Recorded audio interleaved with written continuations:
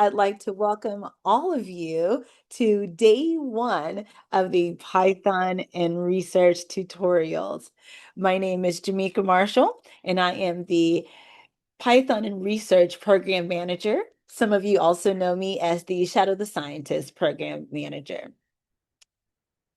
We're delighted that you've joined us from around the world to learn Python, explore scientific research, and discover a bit about how astronomers use coding and data analysis to answer questions about our universe. Over the next 2 days, you'll be working through a series of hands-on Jupyter notebooks based on real astrophysics research. No matter your level of experience, we encourage you to ask questions, experiment, and learn alongside one another. Now, before we get started, I'd like to thank our mentors and subject matter experts for volunteering their time and expertise to support this tutorial. They'll be helping lead the notebook activities and answering questions in the chat during the session. A few quick reminders. Please post questions in the Zoom chat at any time during the tutorial. I'll place a red question mark underneath each question so that our subject matter experts and mentors can easily identify which questions need a response. Now, today's session, of course, is being recorded. I will share both the recording and the chat transcript with all participants afterwards so that you can revisit the material and any questions that were discussed. Most importantly, don't worry if you've never programmed before. Learning to code is a lot like learning a new language. It takes practice, curiosity, and patience. Today is about exploring, making mistakes, asking questions, and having fun. Thank you all so much for being here, and we're excited to learn with you. Let's get started.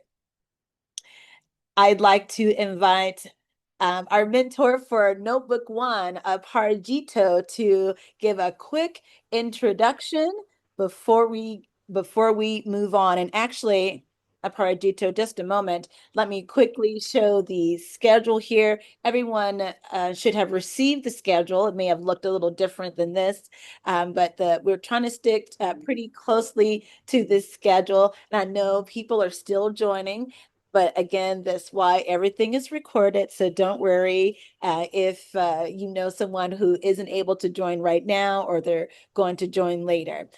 Some of those people have already contacted me and let me know they'll be joining later or that they won't be able to attend. So I will be sure that everyone who has registered, whether they're here or not, will receive a copy of today's recording and, of course, the chat transcript. Okay, so we're ready for Notebook One, which is an introduction to Python. And the mentor for this notebook is going to be Aparajito. Aparajito, welcome. Please give us a quick introduction. Hi everyone, my name is Aparajito. I am joining you from India. I think some of the learners today are also joining from India, so hello, it's the middle of the night, but I'm glad you're here. I work with Raja. Raja is the mastermind of this program and SIP. Those of you who are SIP mentors, SIP scholars this year, you'll see much of Raja at UCSC. I mostly do research with Raja. I work on the ISM spectra of nearby galaxies. Maybe some of those words will make sense soon through the process of this tutorial, through the astronomy sections. Anyway, that's enough about me. I hope all of you have installed Anaconda to your system, to your computer. If not, maybe some of you are using Google Colab. That's also allowed. However, some things will be a little bit different. You'll have to mount the files, the data files. For this tutorial, we're keeping things simple. We are sticking to one system, namely Jupyter Notebook, which comes which installs with which comes with a regular Anaconda installation. I will be working on a Windows PC, specifically Windows 10. I know I have not upgraded yet, but not a lot should be different. Everything should be more or less the same. There might be tiny differences. If you notice something, please mention it in the chat and we'll try to clear things up. Okay? Aparajito, I Yes, apologize for interrupting you. I just, Roger just messaged me and I saw that he's in the chat. I'd like to give him a moment to quickly let's go ahead. introduce himself. Okay. Sorry for the interruption. My name is Raja. I'm a professor of astronomy and astrophysics at UCSC. I've been working with many of you for years, and I just want to say that welcome to the Python tutorial. Nice to see over 100 people are on this Zoom call. And this really started out as an in-person tutorial that my PhD students and I ran at a local school, all-girls school in Palo Alto. And over a course of years, we ran it that way, and then we turned it into an online tutorial in, I believe it was in 2018, in November 2018. So it's been running for the better part of a decade now. It's an online thing. Jamaica, thank you for setting up this session and managing everything with PyaR. It's a delight to see how far the program has evolved. I just want to say, you'll see this soon. Notebooks 1 and 2 are about pure Python, but the rest of the notebooks, 3, 4, 5, 6, are related to a paper with one of those grad students who started the PyaR tutorial, Claire Dorman. So with that, I'll hand it back to you, Jamaica, and Aparajito. Thank you. I'm going to hop off the call and come back on later, Jamaica. Okay, Raja, thank you so much. Aparajito, back to you. Thank you for that introduction, Raja. I hope everybody has Anaconda installed, but if you don't have it installed at this moment, that's completely understandable.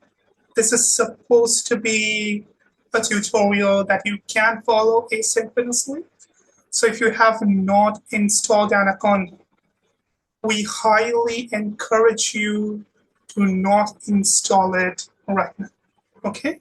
Just pull out a notebook and a pencil or a pen and start taking notes. Okay?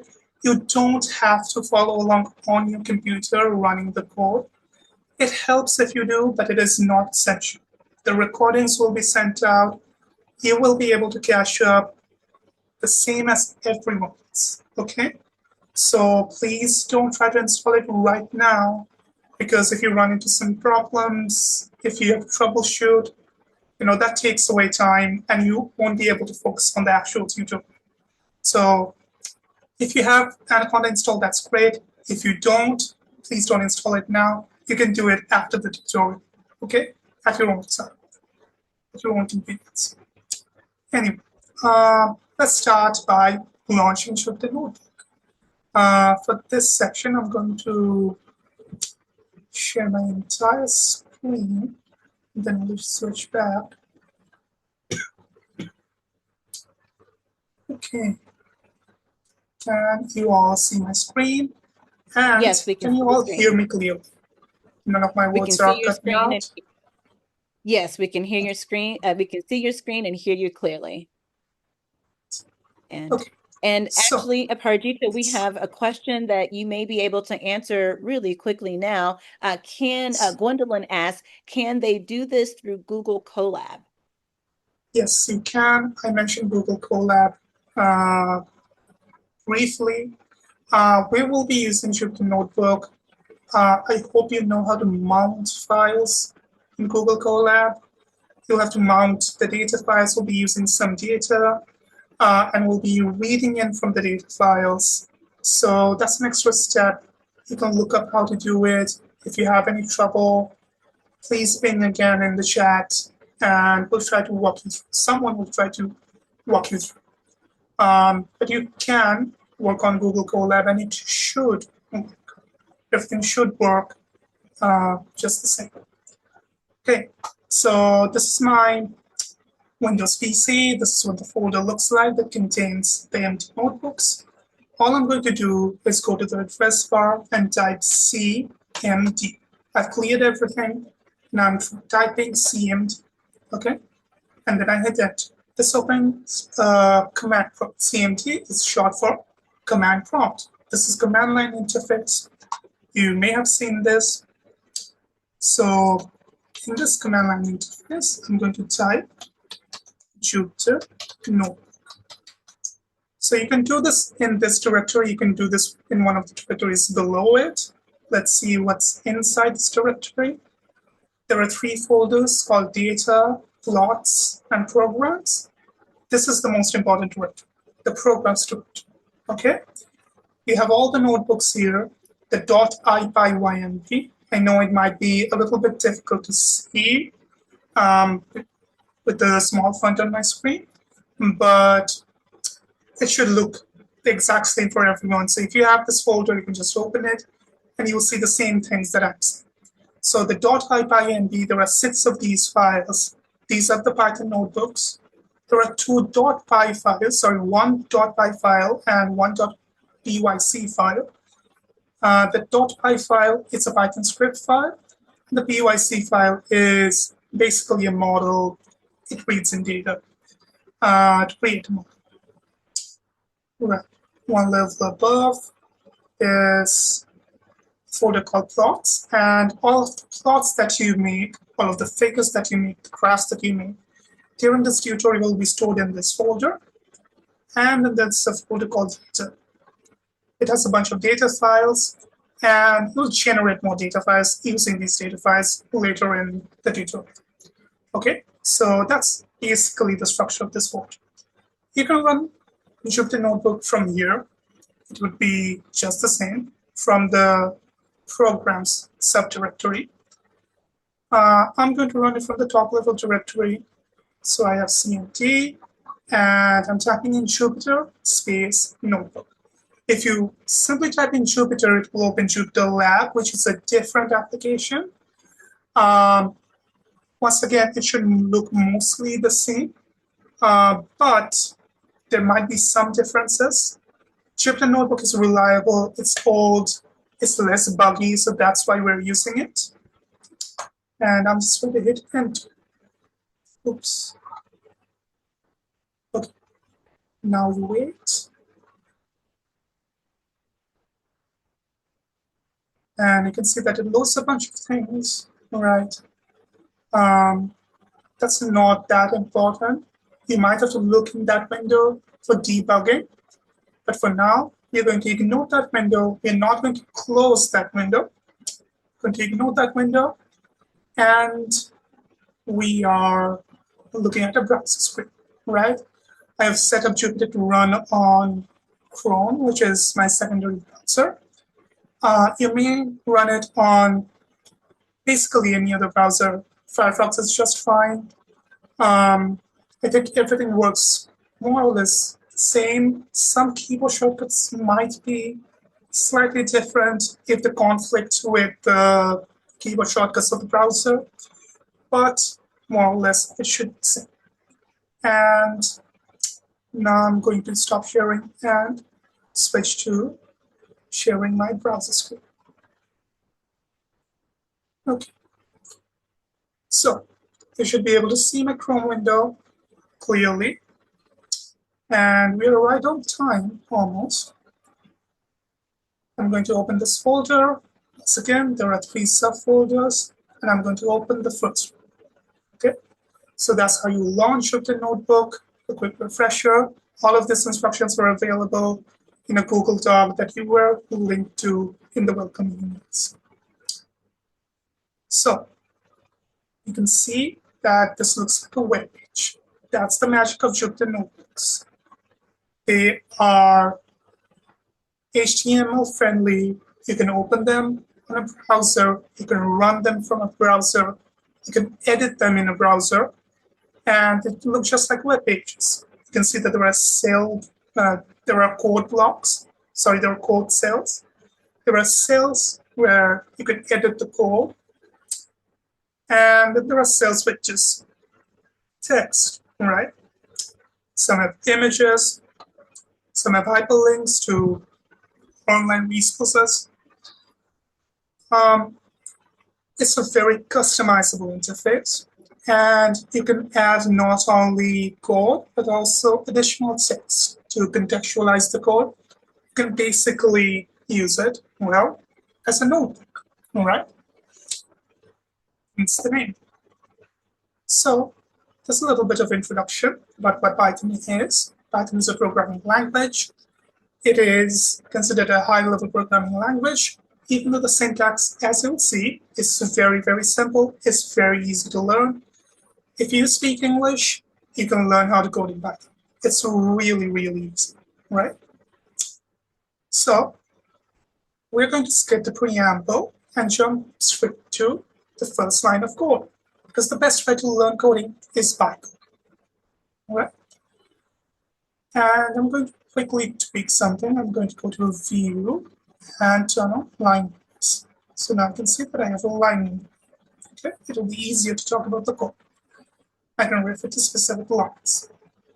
Now, the first thing that almost any coding program, any coding tutorial will need to do is type out a little message.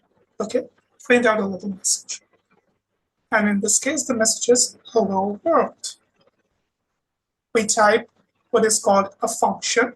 We use a function called the print function. How do we know this is a function? Well, there's parentheses. It says print, and then it opens the parenthesis, and then it closes the parenthesis. I'm going to zoom in a little bit more so that you can see my screen clearly. So we said print, open parenthesis, and close parenthesis, and then we put something inside. Okay? And you'll see that it has quotes around it. Okay? What do the quotes mean? We'll see later. But for now, I'm going to run this. This is a cell, and it has some code. This is called a cell in Jupyter Notebook link. Okay? I can run it by clicking this button. Okay? Or I can run it by using the shortcut Control Enter or Control Return, or Shift Enter or Shift Return. The only difference is that using Control does not highlight the next cell, and Shift runs the cell and highlights the next cell for you to run already. So let's use Control Enter. And you can see it just prints. It says hello world. Wonderful. I can say hello. Yeah. Okay. If I run it, it says hello PyaR. Okay. I can edit it to say whatever I want. And that's how I say hello world in Python. So we have to learn how to interface with the computer. We have asked the computer to do something, and the computer just did it for us. Okay? Now, this might seem almost pointless, right? We are just printing something. Hello, this doesn't do much. So let's add something. Okay, let's make things more interesting. What else can we do with Python? Well, we can do calculations. We can use it as a calculator. So what I'm going to do is clear all the outputs, okay, so you can see how things are running. And this time I'm going to use Shift Enter. As you can see that now it runs that cell and it highlights the cell, right? And just keep going. And now I'm setting up the cell that says 2 plus 2. So what will it do? 2 plus 2, I run it, and Python says 4. Python knows 2 plus 2 is 4. I can do 4 minus 2, and Python will give me 2. I can do 4 asterisk 2, and that is multiplication, which gives us 8.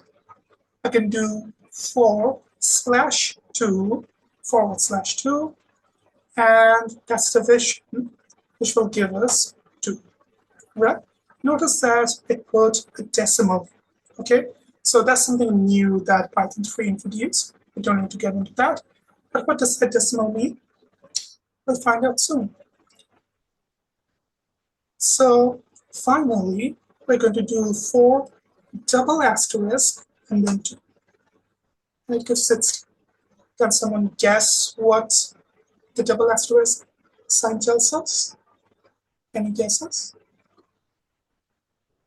You can put your guesses in the chat since you can't It actually. just says here. I just know that it says in the comment. So it's power, right? Somebody has already guessed. Yes, we have great So answers it's in the power. So it's power, right? It's 4 raised to the power of 2. And as you can see, Python can do basic arithmetic easily. But you should be careful that the power symbol, the power operator, is not this, not the regular exponent thing, but 2 asterisks. By the way, spaces are completely redundant, okay, for operations. I can just remove the spaces and it will work just fine. Okay? Just remove spaces and it works just fine. You can put in a bunch of extra spaces and it works just fine. Okay? For operations. In some other places, spaces will be important, so we'll see. Now, you can see that there's a line here with a hash symbol at the front, right? A pound symbol at the front. What does this mean? Clearly, this says something in basic English. It doesn't, it's not formatted in some coding language. It says something in basic English. So this is what's called a comment, okay? So in Python, we have something called comments. So the basic code is something you use to communicate with the computer, right? But basic code is not easily human legible. So far, you can just understand, you can look at the code and guess what it's doing. But as you'll see, the more complex the code gets, the harder it becomes to just look at a wall of text and understand what exactly it's supposed to do, all right? And that's where comments go. Comments help you talk to other people. So when you're writing code, you're not just writing code for yourself. Or rather, you're not just writing code for your current self. You're also writing the code to be used for your future self, someone who has forgotten what the original code was about. And you're also writing the code, hopefully, for other people to use, edit, as they please. So how do you communicate something to those people? How do you communicate what the code is doing?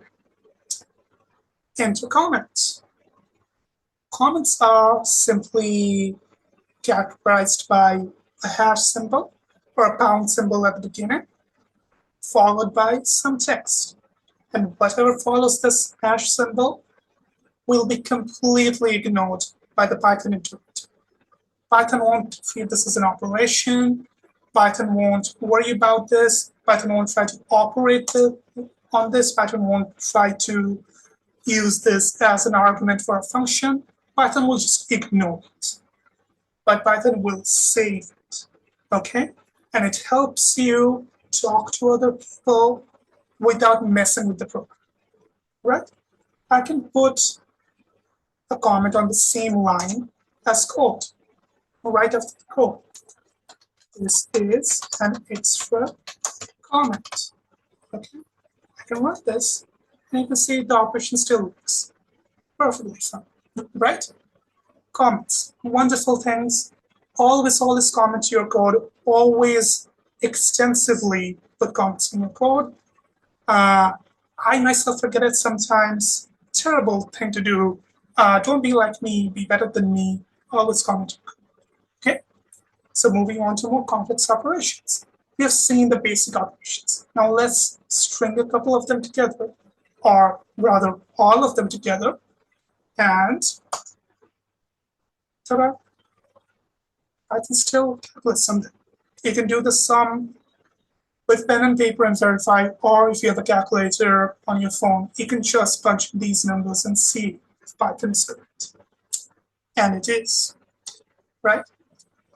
So you can see that we are using parentheses, as one does with PEMDAS. Python uses the PEMDAS order to calculate these complex operations. So if you've studied PEMDAS in middle school, just use the same order and Python will be just fine. Okay? Just remember that there are not three kinds of brackets. Python only uses parentheses here. The other kinds of brackets mean different things in Python. So if you have to use multiple brackets, just use more pairs of parentheses. Python won't get confused, okay? It's like I can just put the whole thing inside another pair of parentheses and run it. It'll give me the same results, okay? Python doesn't care.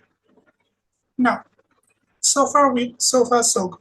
There are no major differences with regular mathematics, all right? Every operator more or less works the same way. Addition gives you addition, subtraction gives you subtraction, asterisk gives you multiplication, slightly different. Same logic. Double asterisk, slightly weird notation, but same logic. It gives you power, and it follows PEMDAS. So far so good. No difference with basic arithmetic. Here comes the catch. The first curveball that Python throws. What does the equal sign mean? In mathematics, an equal sign denotes an equivalent, all right? If I say x equal sign y, right? X equal sign y, it means that x has a value and y has a value and they're the same value, right? It denotes that the two things on the two sides of the equal sign have the same value. No matter how simple one side is, no matter how complex the other side is, they have the same value. That's what an equal sign represents. But that's in mathematics, not in Python. In Python, an equal sign means assignment. More importantly, in mathematics, an equal sign is reversed, right? If I say x equals y, I can say just as easily y equals x. It doesn't depend on the direction, right? But in Python, it is assignment and it does mean something. So what does assignment mean? What does assignment mean? When I say a equals 1 in Python, it means I'm defining a variable called a and I'm assigning the value 1 to that variable a. Okay? I'm defining a variable called b and I'm assigning the value 2 to that variable b. Okay? Let's see if that works. If it does work, then print A and print B should give us 1 and 2 respectively, right? And it does, right? So what do I mean by assignment? Let's do a quick test. If I say B equals A, and now I print cell, if it was mathematics, right? If it was mathematics, it would mean that I'm saying that B and A have the same value, okay? But in this case, I'm assigning B the value without changing A's value. Let's see what it means. let's do this, right? Now I'm going to do, so let's do B equals A, and then copy these two cells, right? Okay, so what I've done here is assign 1 to A, assign 2 to B, and then I'm going to print A and B. Then I'm going to assign A to B. What is this supposed to do? This is going to assign the value of A to B, but it is going to keep A unchanged. In mathematics, it didn't mean that the two values are the same, and it would not mean anything, right? In mathematics, once I say A equals 1 and B equals 2, saying A equals B or B equals A would be incorrect because 1 is not equal to 2. But you will see here that Python understands this syntax because this means assignment. So as you can see, I assigned 1 to A, B to 2, sorry, 1 to A, 2 to B, and when I print A and B, it gives 1 and 2. Then I assign the value of A, which is currently 1, to B, and then I print A and B, and both are 1. Okay? What happens? The value of B changed. The value of A remains unchanged. Okay? That's the difference from basic mathematics here. You're entering into a new territory, right? We are watching the difference between Python and the languages that we are used to. Any questions at this point? I know it's the first, maybe. I think we're good so far, Parajito. Sergio and Annalise have been busy answering the questions in the chat. Great. So let's keep working, and hopefully if there is any more confusion about what assignment is, just working through this will clear things up. So as we just saw, we can reassign variables to have new values. Okay, so A equals 1 plus 2, we can just reassign A. We reassign B, we can also reassign A. And print A. Once again, no matter how complex the situation is on the right side, Python will calculate everything and assign it to the variable on the left side. Okay? And then it will print the value when you ask it to print the value. You can then just reassign it like we saw. And when you ask to print the value again, it will print the new value instead of the old. Okay? A very important note here, we have been working with cells, right? We have been running one cell after the next. Remember that Jupyter Notebook remembers what order you ran the cells in. So if you run a later cell first, Jupyter Notebook will just remember the value from the later cells and use it for the earlier cells. If you go back and run the earlier cells, so make sure that you're running everything in order from top to bottom. Don't mess that up. Okay, don't mess that up. Okay, again, we saw that we can just do an operation and assign it to a value. We can also assign values to variables and then do an operation with those variables. Okay, like this. If A is 1 and B is 2, then A plus B, Python will give you the answer is 3. Okay. You can also print one variable after the other. The print function lets you string multiple things, one after the other, using comments. Okay.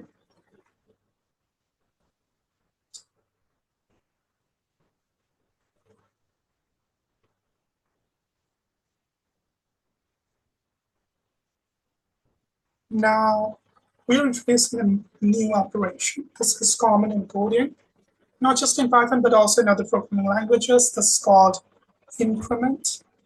You can see that there's an operator here that's plus sign followed by an equal sign, and no spaces, nothing, right? Plus sign equals sign. This is what's called an increment operator, okay? And there's another big an asterisk and equal sign. You can guess that there are related signs. There are related operators for the other mathematical operators. What do you think is going to happen if I assign a variable, if I assign a value to variable A, and then I use this operator? What does this do? Let's think through this logically. What it's probably going to do is to do this operation first, right? Addition is going to add whatever is on the right-hand side, and then it's going to do an assignment to the equal sign, okay? Let's see if that's what it does. So we have A equals 1, and we print A, and it gives us 1. And then we do the increment operation. With 1, we increase it by 1. It basically adds 1 to the current value of A and reassigns that value to A, okay? Similarly, for the asterisk equal operation, it multiplies the current value of A, which is now 2, of course, and it multiplies 3 to that value, gives us 6, and it assigns that value 6 to A. And that's how we get 6, okay? So far, so good. I hope everything is making sense. Now, so far we have only dealt with numbers, right? We have only dealt with numbers. And as you can see, these numbers are integers. All of them, these are integers. But Python is not just limited to integers. You can also do something called a float, all right? All you need to do is add a dot, add something afterwards. And Python just treats it like a decimal point and does the calculation correctly, okay? And as you can see, if you operate integers on integers, it gives you more integers 100% of the time, except for divisions, when it gives you a decimal, okay? It gives you a float. So we're learning about data types, right? We're learning about data types. Python stores numbers using the data type called integer and the data type called float, which is for a floating point or decimal points, okay? So that's for storing numbers. But what about text? We started this journey with text. We started this journey by printing some text, by printing hello world. As you can see, the quotes are back. What do the quotes mean? I said they will be significant later. The quotes indicate a string, okay? That's why you could just put that text in the original print function at the very beginning, and Python didn't throw a fit because it knew that it was text. If I remove the quotation marks, it looks white, right? Because Python thinks this is like a variable, okay? But it's not. This is the complete wrong syntax for a variable, and Python won't know what the hell I'm doing, right? Python won't know how to respond, and it throws a sentence or immediately. Because it doesn't mean anything. We have to give it something valid, a valid data type, right? And the data type is string.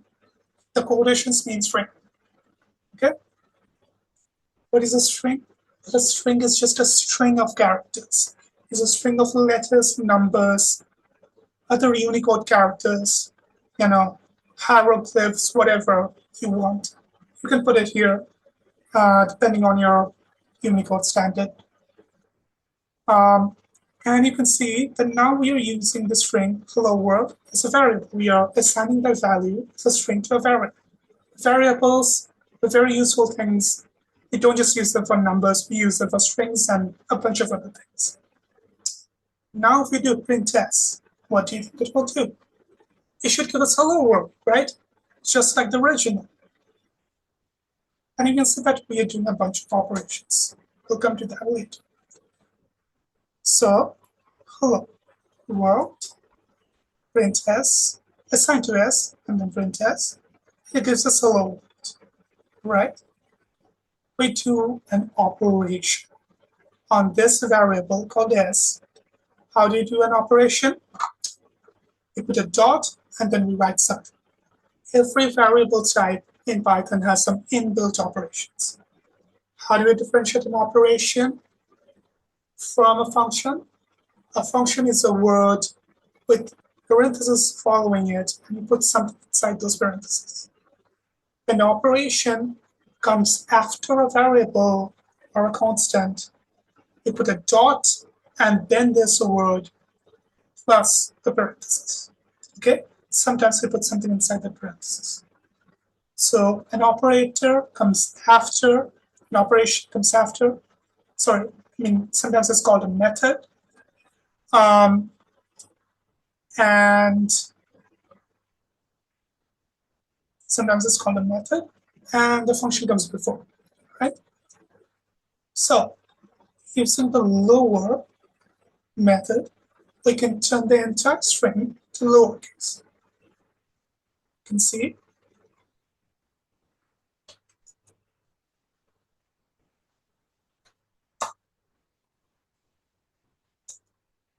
Let's say hello world, all lowercase, all right? Upper, that means you must turn everything to uppercase, all right? Replace, you must replace the first argument here. See, sometimes there are some things inside the parentheses with the second argument here, okay? You'll find world to replace it with zip. So hello world, gives hello zip, okay? So these are just methods, okay? Or operators, whatever. Anyway, so strings can even be added like integers.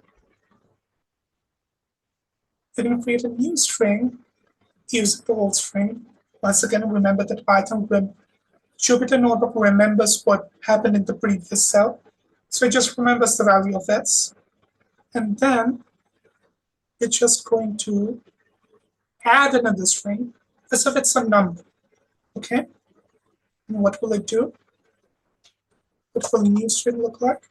It says, hello world, it's a beautiful day. So it preserved the old string, and it just concatenated the new string at the end, okay? It just joined the two strings, okay? What happens when you multiply a string with a number? Well, the string must be repeated, right? Because multiplication is repeated addition. Hello world. See? So we're gonna have fun with strings. Strings are really useful for storing text, for displaying text. If you have to store any kind of character, ABCs, be it people's names or the catalog names of stars. Text is very useful. Text is very common, and no matter which field you're working in. And string, it's a data type that helps you take care of text. So the next step is list. We have done numbers, we have done letters. Now we're introducing something that's brand new called a list. Python helps you store collection of things, okay? Collection of other data types. It could be a collection of numbers, it could be a collection of strings, or it could be a collection of other collections, okay? Python lets you store collections, and there are a few ways it lets you do that. you might want to store a collection of things for various reasons, right? Say you have a list of names and a list of ages for people, okay? And you want to store that in a database, okay? That's a collection. There's a group of names and there's a group of numbers, okay? You have to store this data somehow. And you have to make Python understand that these are two separate groups. And sometimes you want to just move them as a group. You want to operate on them as a group. You want to read this data as a group, save that data as a group. You want to work with data as a group. That's a collection. The most common one, the easiest one to deal with, is called a list. Okay? We just saw what determines a string, and it's just quotation marks. By the way, single quotes work just fine for strings. It makes no difference if you enclose it in double quotes or single quotes. Just remember, if you open with a single quote, close with a single quote. If you open with a double quote, close with a double quote. Okay? As long as they match, Python will read it as a string. Okay? Now, what is a list and how is it characterized? Well, by square brackets. Remember I told you that Python follows PEMDAS, but it uses only one kind of bracket. It only uses parentheses. That's because it uses other brackets for something else. And the square brackets it uses for lists, okay? If you enclose something in square brackets and you separate the elements by commas, like this, it is a list. X here is a list. It is a list of numbers. The numbers are 0, 1, 2, and 3. And you can see that they are separated by commas. That's how lists are characterized. And if I print X, you can see that it prints this list. Right? Now, what can we do with this? So far, so good. We have a collection. How do we use this collection? Well, you can read in specific elements from this collection. You can call upon specific members from this list, like the first one, which is determined by 0. Okay? And what's going on? Why is the first one determined by 0? Because that's how computers index, with the exception of very, very, very few programming languages. All programming languages start indexing at 0. So the first element of a collection to a computer is not the one with index 1, as we humans would understand, but rather it's 0. And the element with index 1 is actually the second element, as you can see. Okay? Notice the formatting. Notice the syntax. I'm just naming the variable x and then open the square bracket immediately after. Okay, this is not a list because it's not standalone, right? It's attached to this variable. It's indexed. When the square brackets come right after a variable, that's index. Okay, and whatever number you put in here, that's the number, that's the element it calls. Now, it might be confusing so far because the index numbers and the elements match perfectly. So let's change one of the elements. Let's change 0 to minus 3.1415. Okay, minus 5. Okay, that's the first element. Does indexing 0 still give us the first element, which has changed now to minus 5? And it does. You can see that the list has changed. So the very first element, which is indexed by 0, not 1, mind you, is given by the index 0 is negative pi. Okay? And we can do it for the subsequent indices. So index 2 will give the third element, index 3 will give the fourth element. Okay? So -5, 1, 2, and 3. What happens if I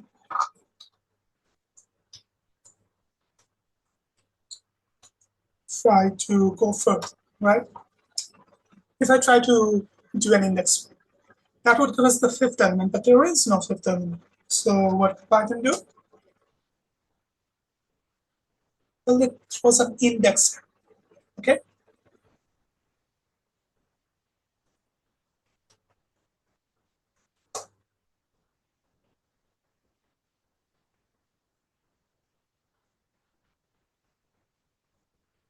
So because it throws an index error, you need to know the length of the list because you don't want to go over the length of the list, right?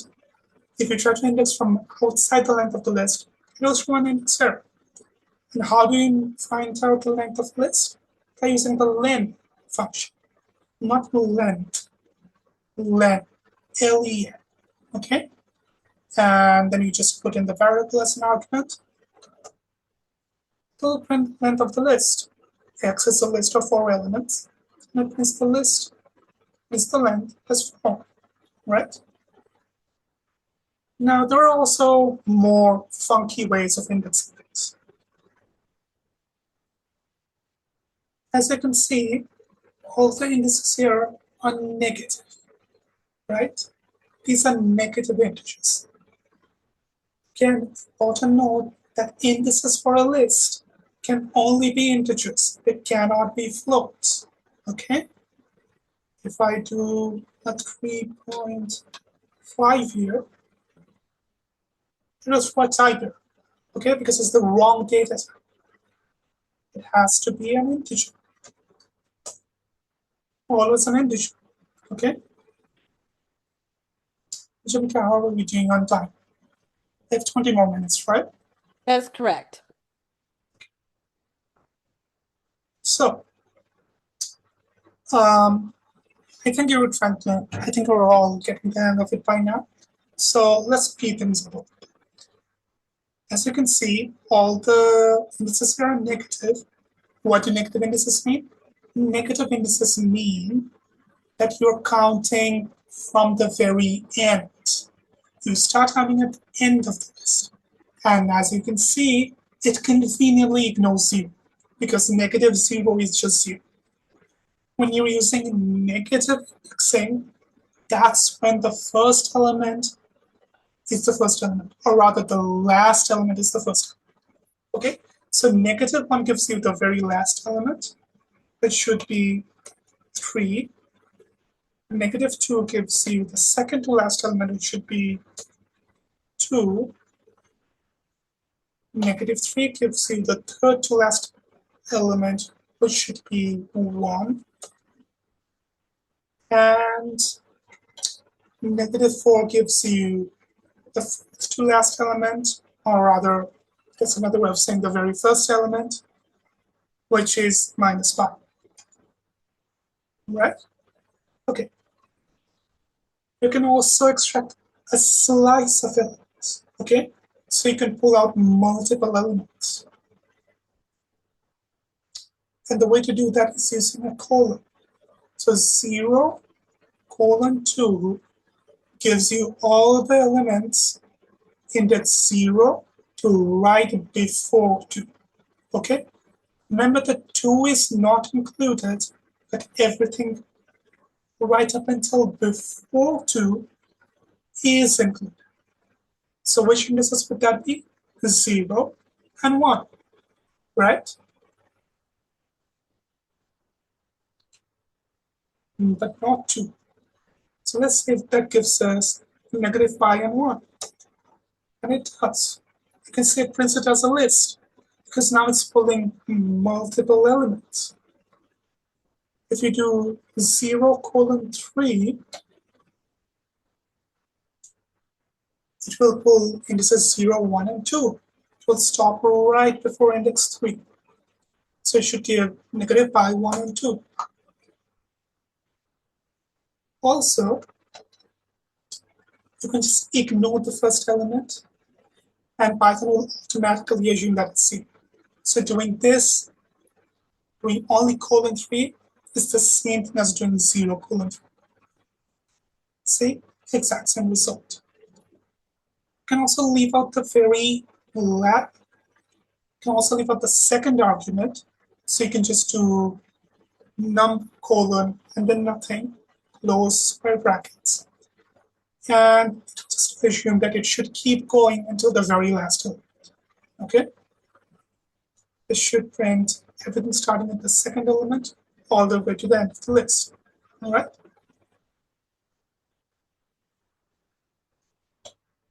You can also slice using negative indices, obviously, starting from the beginning, starting at the second to last element, or right before the second to last element. So that's it as a 0. Okay? If any of this seems confusing, that is completely understandable. Remember that these are very simple concepts. All the information is provided in the notebook, and this recording will go out to you. So just practice, practice, practice. Run this notebook on your own, in your own time. If you can run it now, it's just fine. If you're taking notes right now, that's just fine. Run it in your own time, and you will understand things a lot better. So you can also reassign a single element in a list. Okay? So you can reassign variables, right? You can reassign entire variables. But the fun thing about the list is that it is a collection, which means Python knows that it has to deal with every single element individually, or that you might want to deal with every single element individually. That's why it lets you edit individual elements, reassign individual elements. You can define a list 1, 2, 3, 4, and you can reassign index 1 of the list to 486.1. And now if you print the list, the index 1 element, which is again the second element, the next element after 1, the next element of the first one, will be turned to 486.1. All right, that's what happens. 1, 486.1, 3, and 4. You have changed one element without changing the rest of the list. Okay? Very, very convenient. So if you have like a list of names and someone wrote their name wrong, or there was some clerical error, you can just change one name, right? If you got someone's age wrong, you can just change one age, right? For a simple exercise. Very convenient. Also, you can make a list with basically anything. You can mix data types, you can mix a number, a string, and even other lists. You can put lists inside lists. This is a big example, a complex list. You print the list, it goes through the different elements. And you can see that if I try to index second element of A, the 2 element of A, index 2 of A, that gives us this list. And then we can index further inside that by tacking on another square brackets, another index. It will give us the very first index from this one. Okay? So you can do nested lists and nested indexing. Okay? Right? Makes sense. A very versatile programming language you can do a lot. Okay. So we're looking at something called a range. This is a way of quickly generating a collection. Range is also kind of its own data type, but it's impossible to just print it directly. So we are going to convert it to a list. You can see the list here. It's a data type that also serves as a function.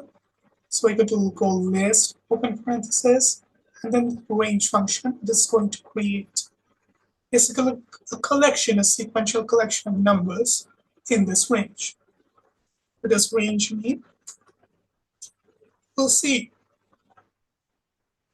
So we can see that here I have used range 5. Okay, this is a very simple example, but this one gives you the full syntax. What is range? Is a function where it creates a list starting at the first element, stopping right before the second element. Once again, it's just like list spicing, right? It stops before the last element, before the second element, with the step size of the third element.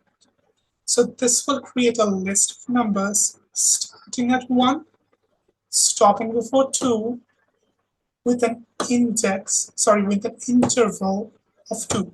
So it will be all the odd numbers, right? 1, 3, 5, 7, 9. And then it stops. It stops right before 10. It won't cross 10. It won't reach 10. And that's what it gives us, 1, 3, 5, 7, 9. That's what the list is. Now, as you can see, we are only using one argument. So what gives? Well, you can just get rid of the final one, the final argument, and it just assumes automatically, if you are using integers, it automatically assumes a step size and interval size of 1. So this will give you all the numbers from 1 to 9. It will stop right before 10. All the numbers from 1 to 9. Okay? You can also leave out the first element, the first argument. It will just start at 0 and give you all the numbers with an interval of 1 right up until before 10. So it's all the numbers from 0 to 9. Okay? So range is a function that can take up to 3 arguments, but you can run it with 2 or 1 argument. Okay? This simplifies things. So here's a list of range 5. As you can see, following by this logic, this should give us all the numbers from 0 to 4, right? With an interval of 1. It will stop right before 5. Remember, it stops right before the second argument. Yes, Shamika. 9 minutes. Okay, great.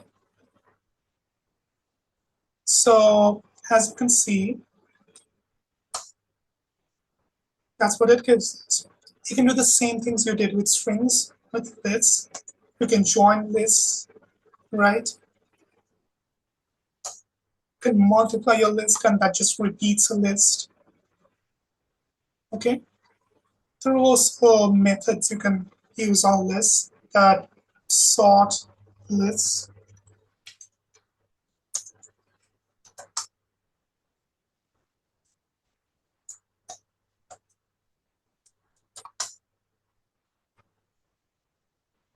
You can see that z or z is x plus y, and you can see that it's unsorted, right?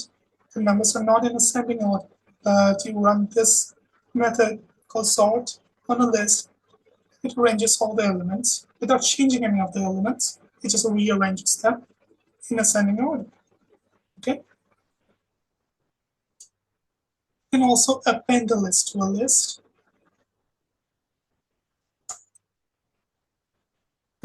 I can define X as a list called 3, 2, a tiny list, and I want to add an extra element at the very end. We can use the append method, and it will just insert it at the very end. And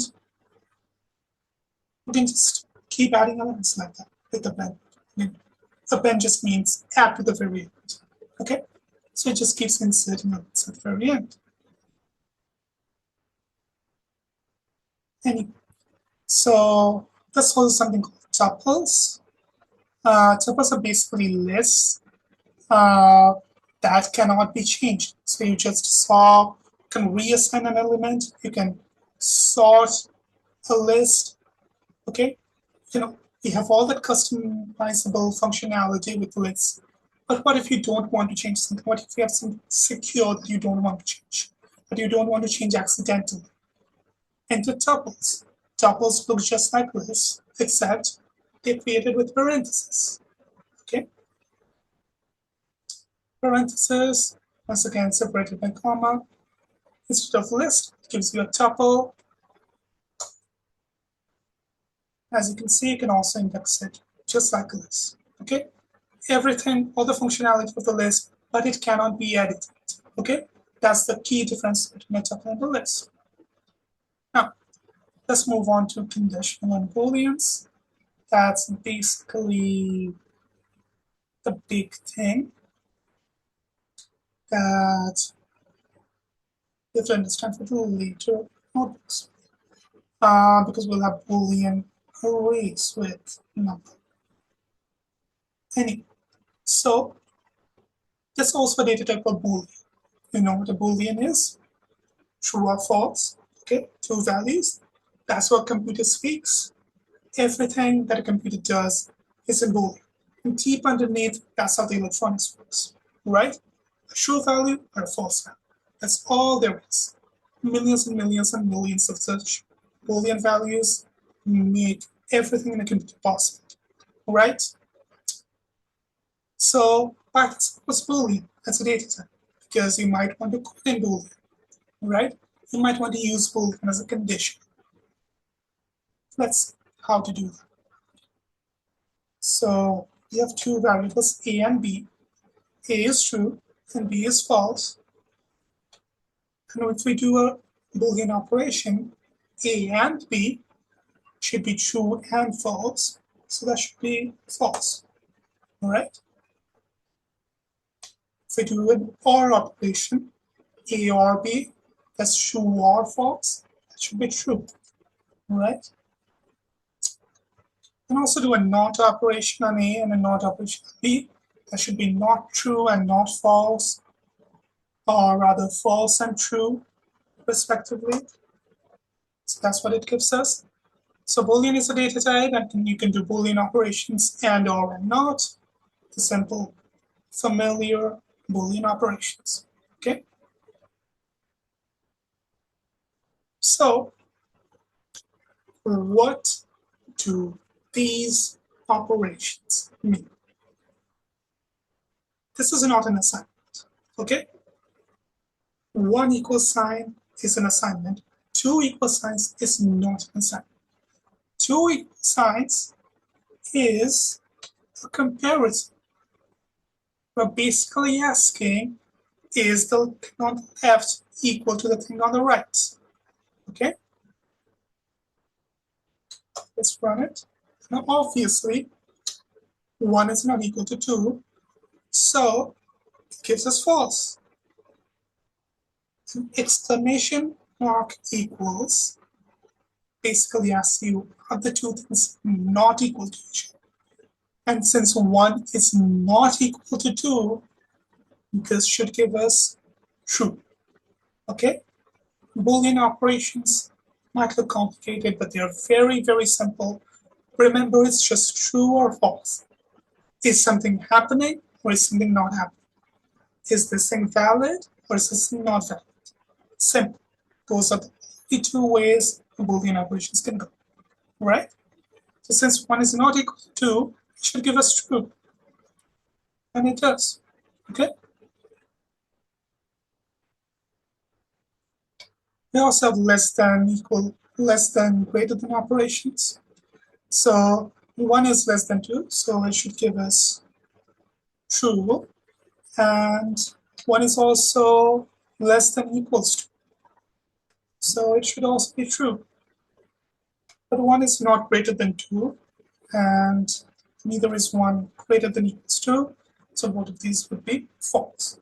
Now, how do we use any of this, right? We know how to compare things. We know that there are two types of values for Boolean variables, true and false. But how do we use this in coding? How do we make anything out of this? Well, into conditions, if and else statements. You can see that we have created a variable called x equals 5, x with a value of 5, all right? And then we have an if statement. What's the difference between a statement and a function? No parentheses after, only a space, okay? If statement, space, condition. It is asking, is x greater than 10, right? And if it is, then it prints the thing in the indent. You can see that there's a certain amount of space in the next line at the very beginning. We have not seen this yet.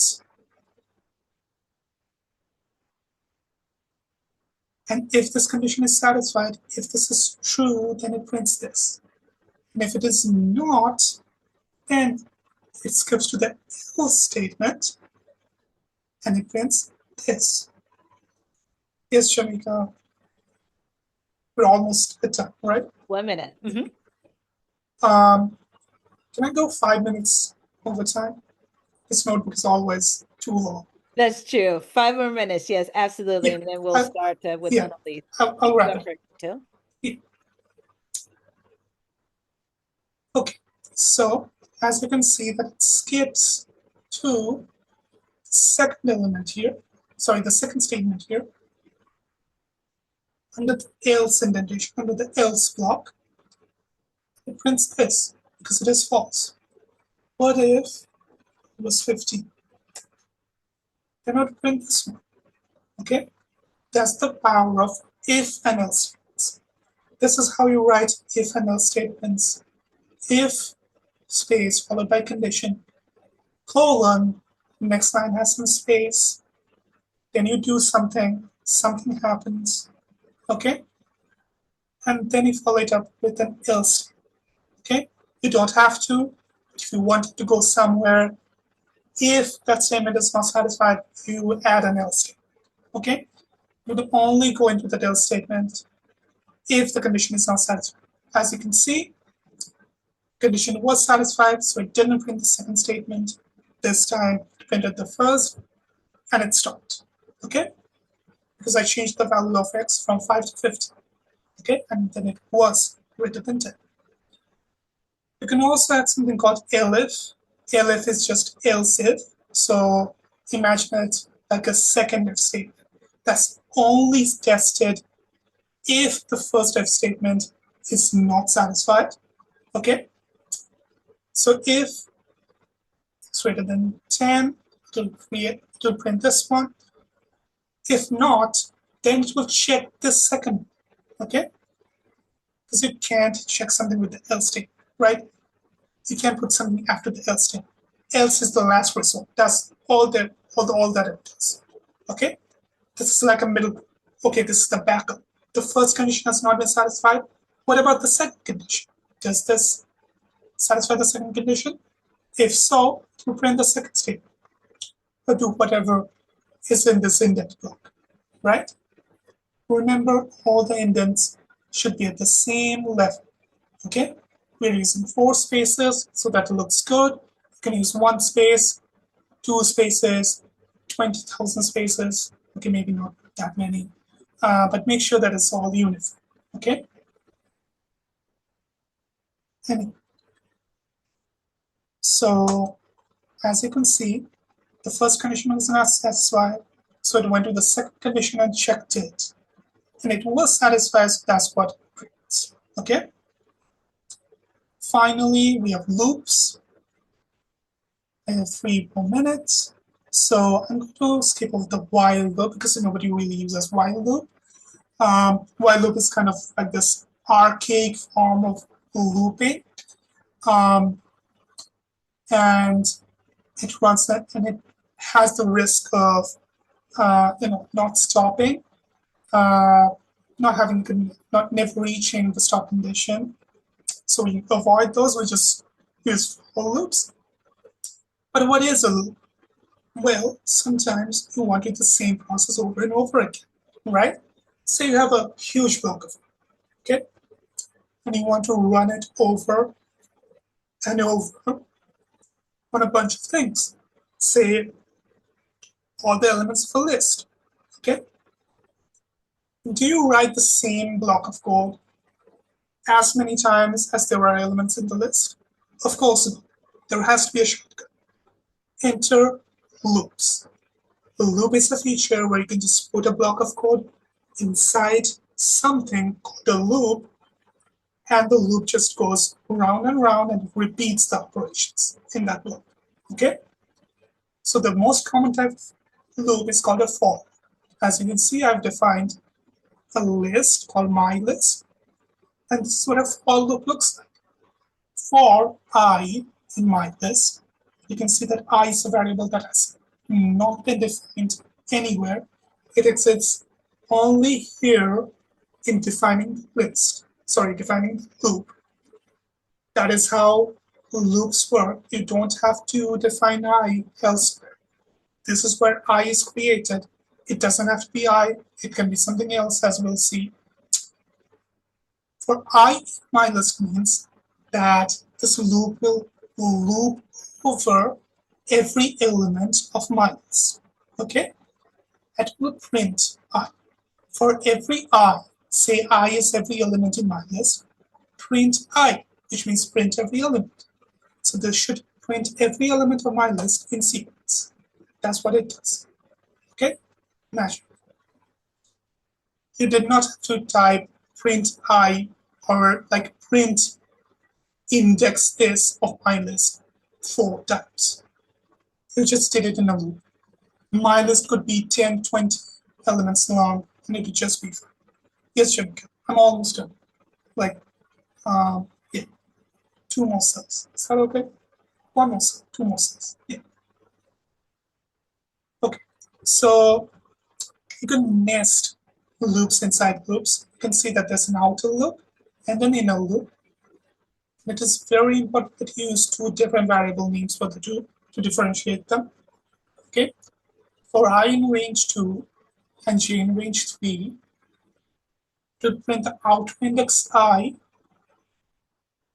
and there's a type of here, inner index j.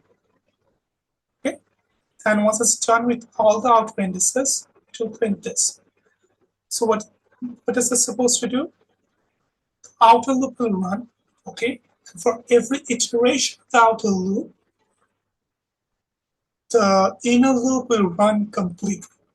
Okay, the inner loop will do a complete run. So what we'll see is that we'll take one value of the outer index, and then it will print every value of the inner index against it. And then it will say that it is done with that value of the outer index. And then it will take another value of the outer index and then print every value of the inner index against that new value of the outer index.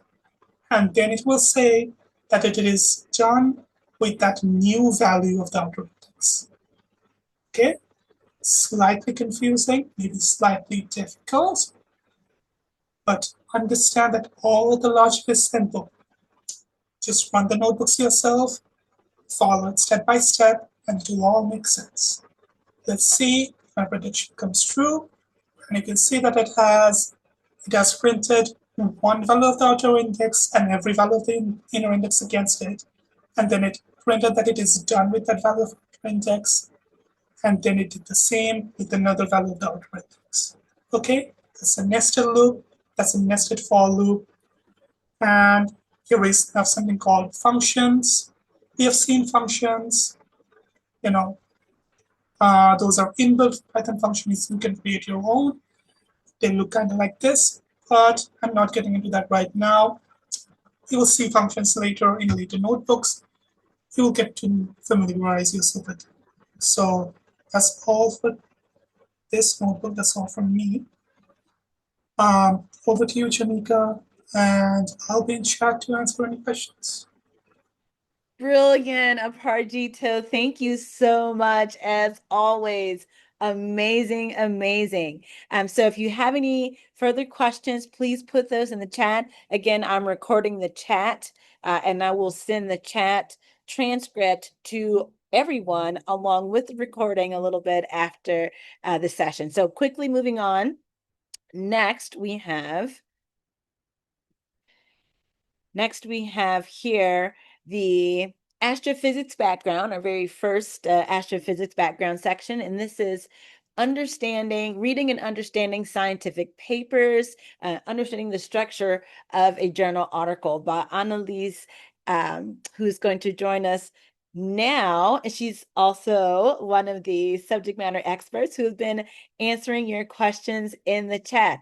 Annalise, welcome. Please give us a quick intro. Hello, everyone. I'm from South Africa. I've previously benefited from this program. I started off knowing nothing on how to utilize Python, and through this program actually benefited. As you can see tonight, I'm able to help Aparayitu with his presentation. So I'm going to be sharing a little bit of the article and how to read an article with you now. So let me just get that on the screen quickly. I hope it's going to go through. Let me just see. Do you see my screen on that side? It says you started sharing the screen, and there it is, Annalise. Thank you so much. And I have put a link to this annotated article, which was provided to us, the annotated one by Madeline Broom. I put that link in the chat for all of you. Please proceed, Annalise. Okay. Thank you. Thank you so much. All right, so we're going to go quickly through this document on how to read a scientific paper. So, colleagues, every now and so often when you're doing research, you will be encountering scientific papers that you need to consider, and there are a couple of things that you need to look at when you are going through such papers. So, for instance, one clear, obvious item would be the title of such a article in terms of whether it is relevant to your research and whether it is interesting or something that you would like to consider. You will also see the list of contributors that has made this publication possible. What is also very important is the area or the journal in which it has been published. Most important is that it should not be a suspicious journal, but it must be an accredited one. Hopefully it should be peer-reviewed. Otherwise, the scientific findings that you will find in this document may be questionable. You would also want to pay attention to the date for recency, and also to see if there are not other research that has come out after this one stacking onto it. Sometimes you may also find that when you look at the side here, whether it is a preprint or whether it is a final edition of the article, you would want to use the final edition of the article rather, because the preprint could sometimes have some errors in it that you may not be aware of, and then if you're later going to place reliance on that article in your research, you may be misled in terms of such things.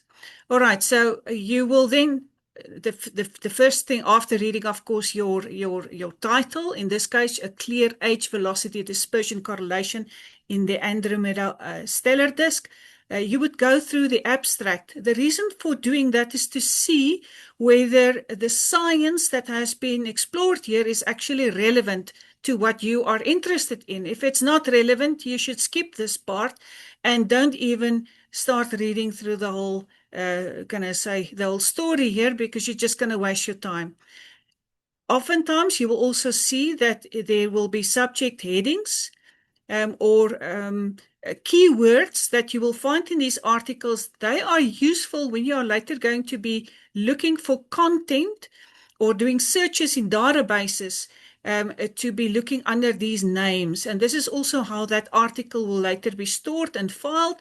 So it's important that you also take note of that when you start looking for a particular article. So when we go to the abstract is going to give you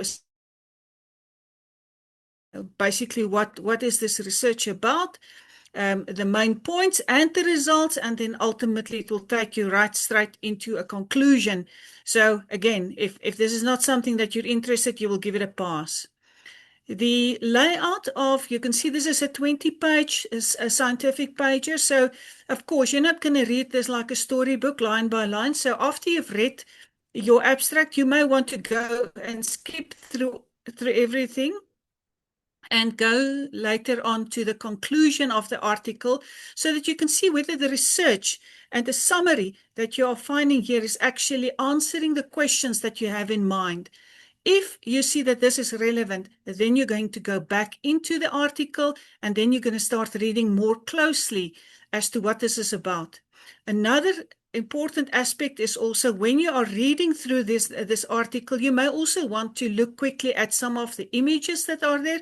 I'll later talk you through those, but it's important because you may already get a sense of what this is about. So the moment when you see this, you can already see there's a galaxy here. And so, and there are patches of stars that have been blocked out here. So already you can have a sense that this is a survey that we're looking at, and it's related then to the Andromeda Galaxy. All right, so we're going to go a little bit deeper in now. So the layout of the article follows a standard. Most of them are always including certain elements. So you will see that it should be having an introduction. That introduction is going to take you through the scientific background in terms of what is the problem that the authors of this particular research wanted to resolve. So in this case, they would state here, and you can see here it's marked out, most light-type galaxies have multiple disk populations with distinct scale heights.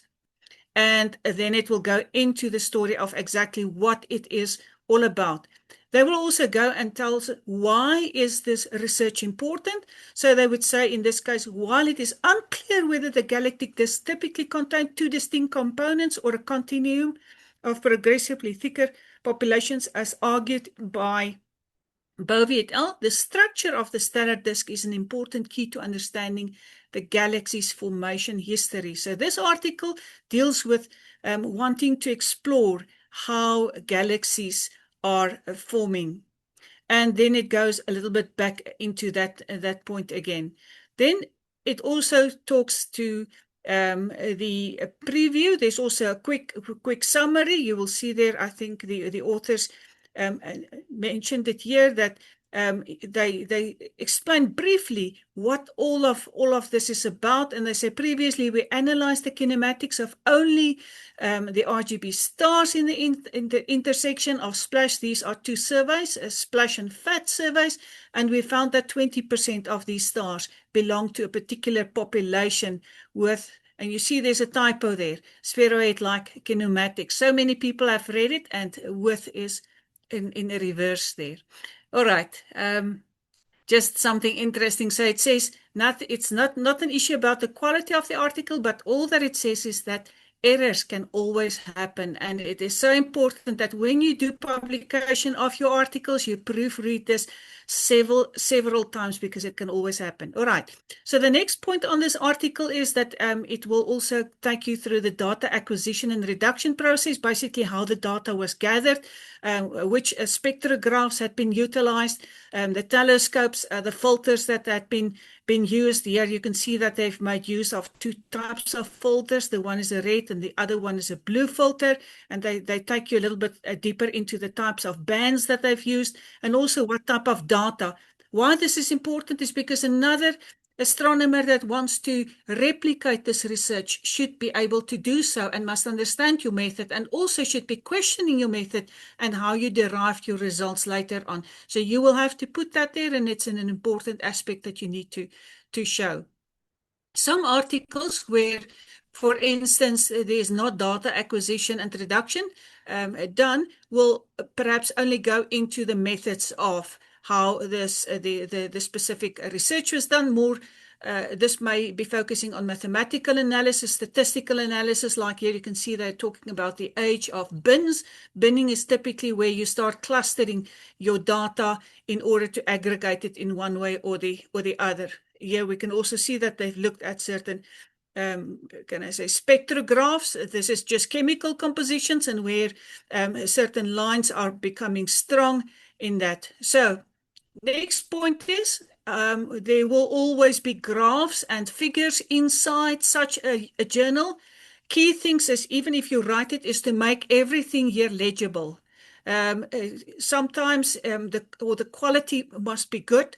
You should have your dimensions or the quantities in which you are producing your graphs must be clearly illustrated, and it must be well annotated. The font sizes must be legible, and you will always have a description also of your figures. All the figures will be numbered, and you will reference them right through your article so that it's easy to locate where the image is that goes with a particular text. Oftentimes when you typeset these, it may not stay in the same proximity, so it's important that you should be doing that. So in this case, we can see that there is some coordinate system that they've used. That's what this is about, and the KPC is kiloparsec. It's a distance measure, and they've centered this around the Andromeda Galaxy, the center point of the galaxy there.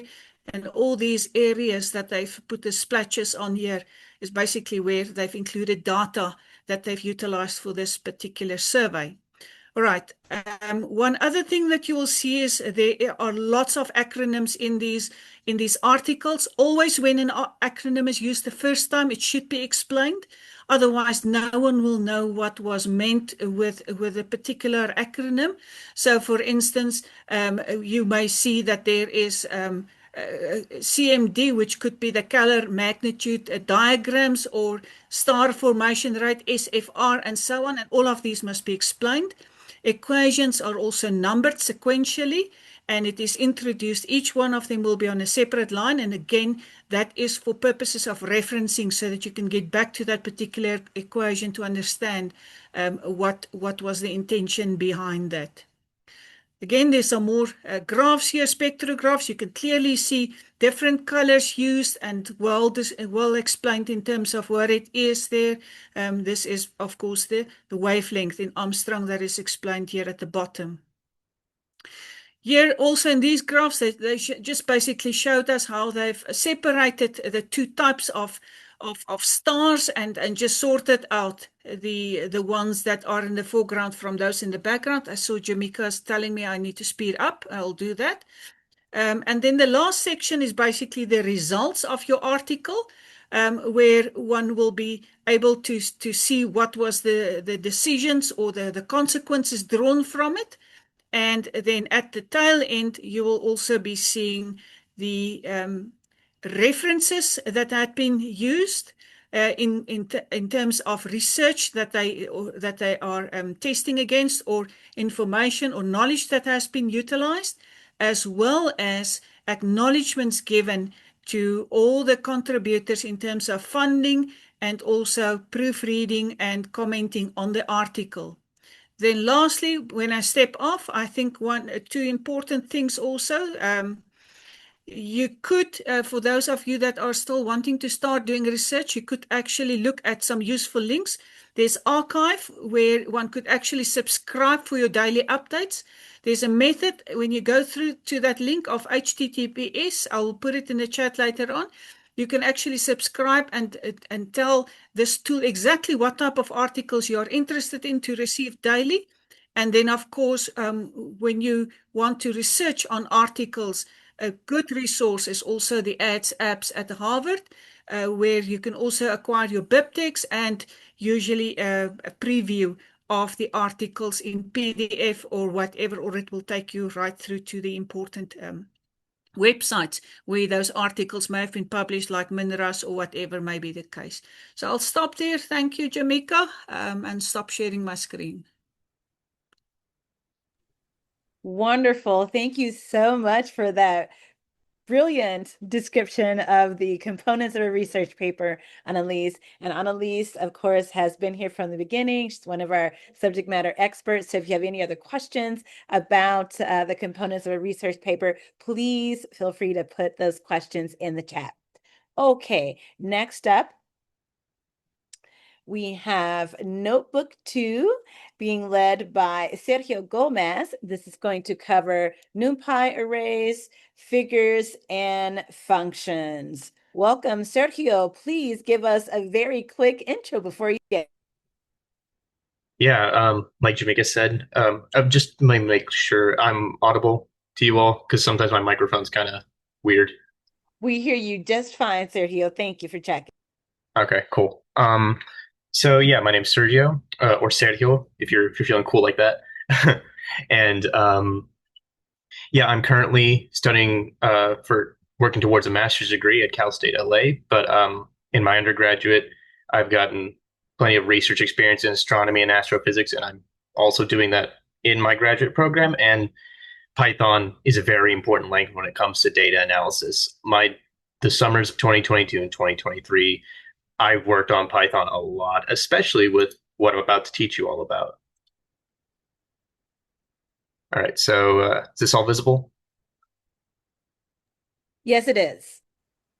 All right, great. So one thing that Aparajito didn't get to touch on due to time, unfortunately, was modules and functions.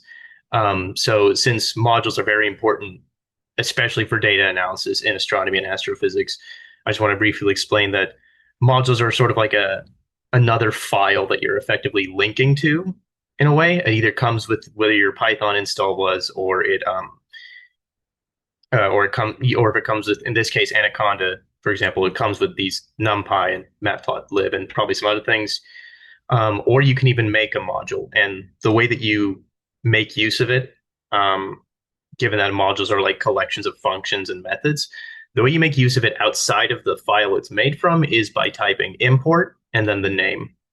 Now, in certain cases, and just generally for convenience, you're going to want to sort of abbreviate the whole name of a module. NumPy, it's a pretty short name, so maybe you don't want to, but traditionally people tend to abbreviate it as NP. This one right here is just such a mouthful and even more annoying to type out, so people will tend to just abbreviate it as PLT. And so you can do that with anything that you import. You're typically going to want to abbreviate it in a way that will make sense to be like for you to remember to call back to and then type it in. So in this case, PLT is just 3 letters, very simple. And so from what I gather, most of the tutorials are going to be especially dependent on NumPy, which is useful for mathematical operations, and Matplotlib, which is useful for plotting and making figures. Another thing in this notebook here is this line right here, percent Matplotlib inline. As the comment says, it allows the plots to be visible in the notebook. I think newer versions don't need that, but just to be safe, I would suggest you still do that.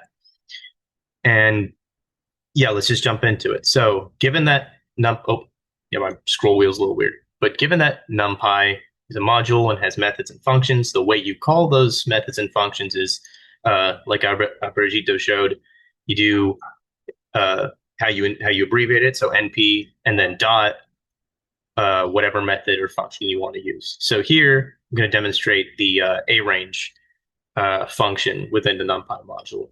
And so what that does is similar to a list, it makes a one-dimensional array of numbers.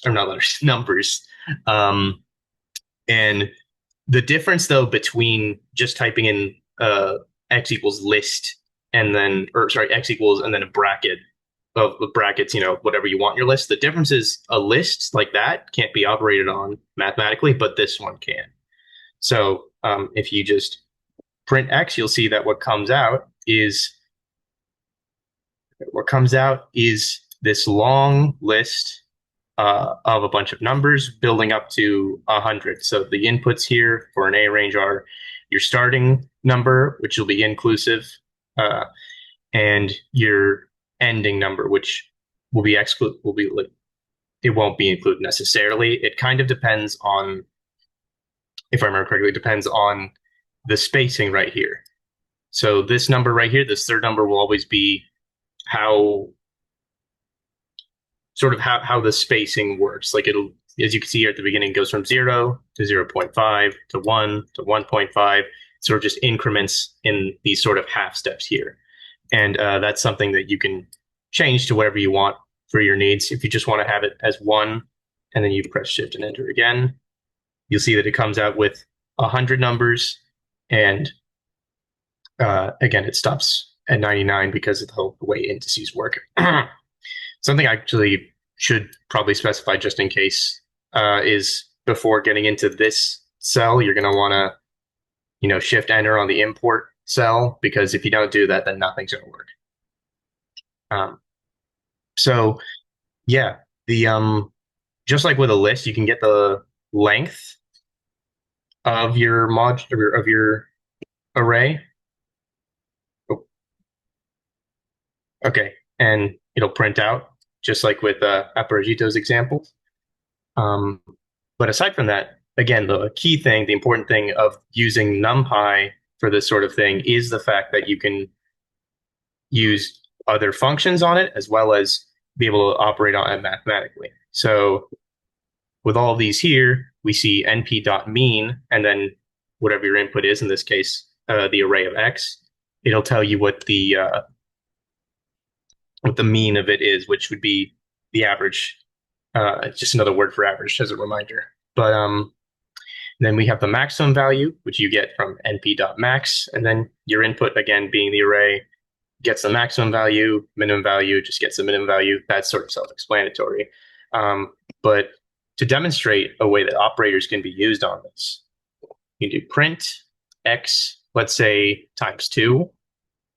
And for convenience, we'll just comment all these out. But you see that all the values that were within the x array at first have now been multiplied by 2. Instead of 0, 1, 2, 3, you're getting 0, 2, 4, 6, 8. Once again, we just do it by 3. We get all of these indices that were previously 0 to 99 multiplied by 3. And another thing that you can do is use the same Boolean operators that were previously mentioned.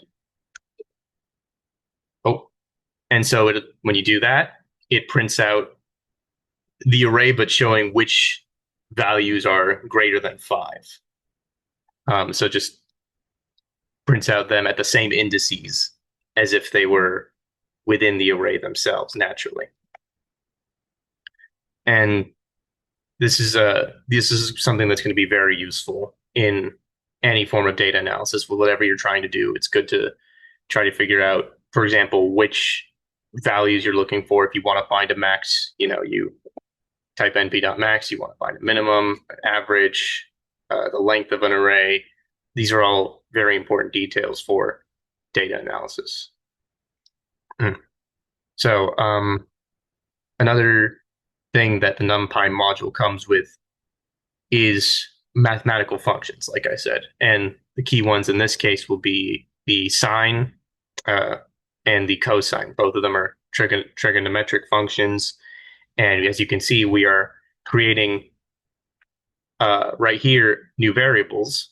But these variables, since they're being created by acting, let me go back to what the default was for the tutorial, but since they're created by acting on a previous array, you're basically making a new array, but with the result of this whole calculation of here, of sine, the sine of x divided by 10. And NumPy comes with a number of other mathematical functions you can do. This one won't be in this tutorial, but I just want to point out, for example, the exponent, or e to the power of something. You can put that in there too, and it's very useful. Now, this is where the use of the matplotlib or the PLT import comes in. So with the PLT import, we can make figures. So plt.plot, that itself will literally plot the we will plot your inputs, and your inputs, the first two are always going to be the things that are being plotted. It's going to be your x-axis, your horizontal, and your y-axis, your vertical. So that's what we have right here. We have the x that was created in the previous 2 cells, and then we have y1, which was just created above. Now, another thing about this is, well, first, actually, I just want to demonstrate what happens when you just put them in like that. So we get a plot, and it's a nice looking plot. but it's got no labels. It's sort of automatically had its own size adjusted there. It's a plot, but you're always going to, like previously stated with by Annalise, if you're making it for a paper, for example, like I've had to, you're going to want to label it. You're going to want to make sure that it's clear to a reader what it is. So that's where all of these extra little arguments, inputs come in. So you have this tag label, and that always has to, if you want to put a label, it's always going to be a string because that's how it's going to output as. So so the label equals, and then in the air quotes, so it's a string, y equals sign, the color, which you can input as Python comes already understanding certain keywords as certain colors, but you can also put in hexadecimal, I believe it takes when it comes to colors. So if you want to get more specific with it, you can just, Google has a color picker, I believe. And then line width, which it tells you the thickness of the line. If you were drawing this on a whiteboard, it'd just be like choosing a different marker thickness to work with. And the line style tells you, or it tells Python how to make it look. So now with all of this here, we have a thicker line, and we have that it's dashed and it's colored magenta.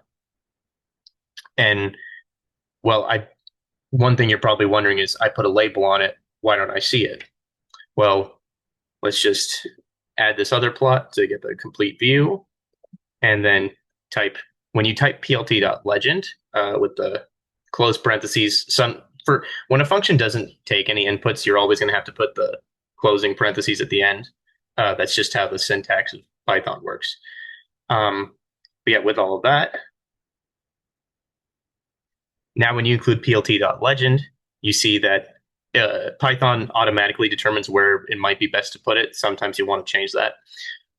In this case, it determined bottom left was best, and it put exactly how these previous two usages of plot were labeled, sine and cosine, right here. Now you can, like I said, change the position. So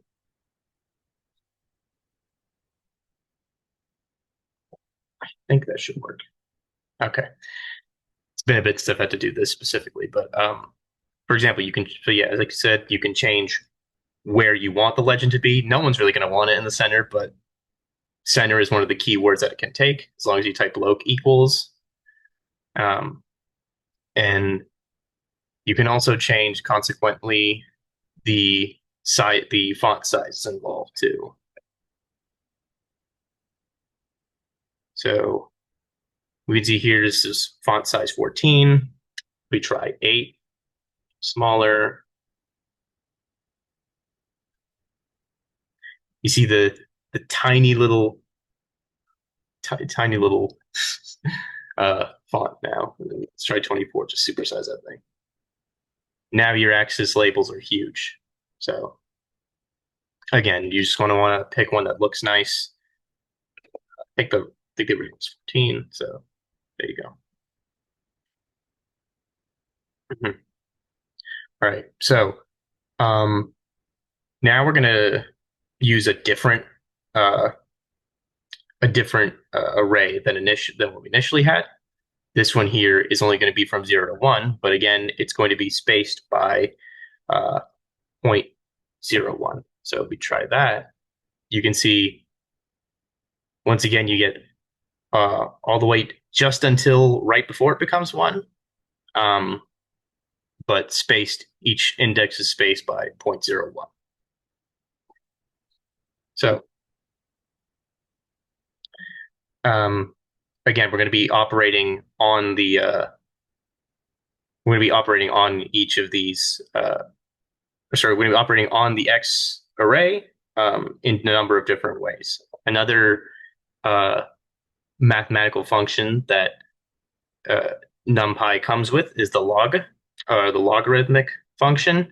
That's something that's very common in astronomy and astrophysics, because a lot of the times we're dealing with huge numbers, like on orders of magnitude, like 10 to the 7, 10 to the 8.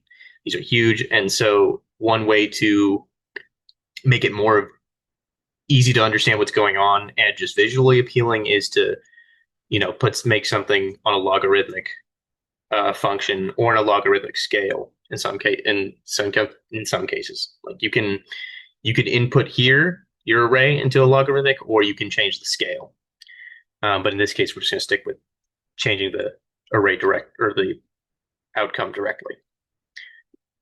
Additionally, you can just act with the normal operators and the normal mathematical things that are in Python, not just with NumPy. You can use, for example, here we're cubing the array. We're making it to the power of 3. Right here, this one right here is effectively making it a square root because you have 1/2. Any power, anything to a fractional power is making it to a sort of root. And then this last one right here. So we have multiplying the array by 2 and then subtracting it by the array squared. Again, one important thing to note is it's going to be working on a PEMDAS rules. So the order of operations it's going to be following. In this case, it's going to do the multiplication aspect, or it's going to do the exponent aspect first, and then it's going to follow multiplication before then subtracting one from the other. Now, with all of that, we have the actual plotting of these things. I just noticed it's lacking one of them. Not sure if that was probably because it got too cluttered, but if you want, you can add y1 on there. So, wait, 3. Now, I bet you're probably also wondering what's with the R and the single quotes. Sometimes you can use the single quotes. I'm not sure if there's a specific reason why or why not to use them, but the single quotes will, in a lot of cases, work similarly to a string anyway. But the R is so that it reads it, I believe, in LaTeX formatting, which is what scientific papers use. So that's why you also need the $sign. So for y equals log then x. Oh, sometimes when you try to close it, it opens a new one, and that's something you got to watch out for. So we have all of these plotted in here. And once again, just to ensure that the legend's there, or to ensure the label actually is of any value, you're going to want to make sure you have your plt.legend. Location equals 0. I've actually never seen that sort of notation before for the location of a legend, but we'll see what that outputs. And then xLabel function, which will be how you label your x-axis on the thing. And then your y label, again, labels horizontal or the vertical, and with selected font sizes. So with all of that, that's why it was excluded. That's interesting. So in some cases, certain functions will just experience errors because of whatever is within the array. Since this array starts at 0, and the first thing that this log is going to be acting on is a 0, it just gives up, has an error, stops right there. Because like with a calculator, just any sort of program is just going to have issues with the 0. So let's leave that one commented out. And here we go. Here we have our labeled x-axis, labeled y-axis, and each of these different colored lines corresponds to... Oh, that's weird. That's still there, even though it's...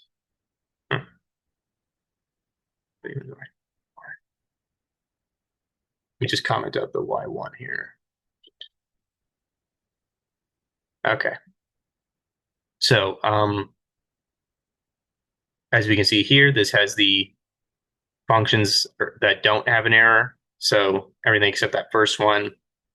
And they are labeled using that LaTeX formatting such that the powers appear properly. That's the key thing about this, using this R prefix and then using the $signs is what allows this part right here, for example, to appear as x to the power of 3 instead of just the literal string of characters of like X, a caret, and then 3. I mean, I can show you what happens right now if you don't have that formatting. Oh, there. You see, without the formatting of the $ and the R label, it just comes out looking like that. So that's why the R and the $ are necessary in most cases, other than. But yeah, as you can see here, this is sort of how you get started with making plots. Just the key thing is to make sure that your inputs are, the first two inputs are always uh, arrays or lists, but typically arrays of the same length. If they're not of the same length, then it's just going to have an error and produce a blank plot, or just it won't run at all. So that's the key thing you have to remember. And again, the reason we are using arrays is the fact that they are able to be mathematically operated on. Else, a regular list is just not going to cut it for that purpose. And yeah, it looks like it's the bottom of this tutorial for figures and plotting. So thank you.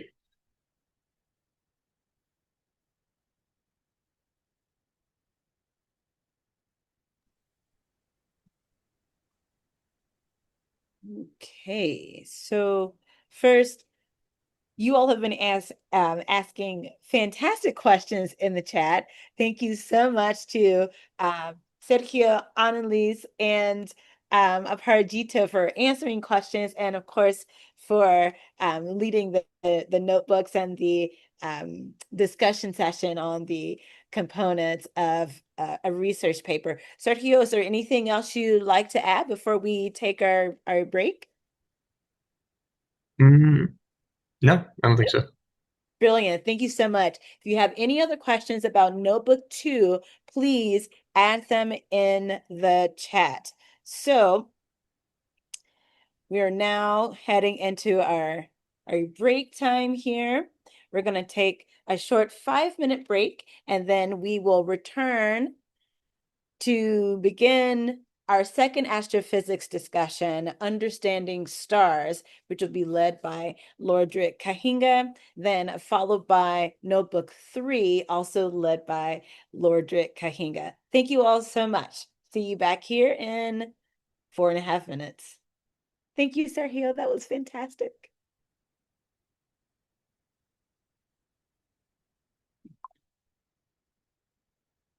Yes, questions about the recording.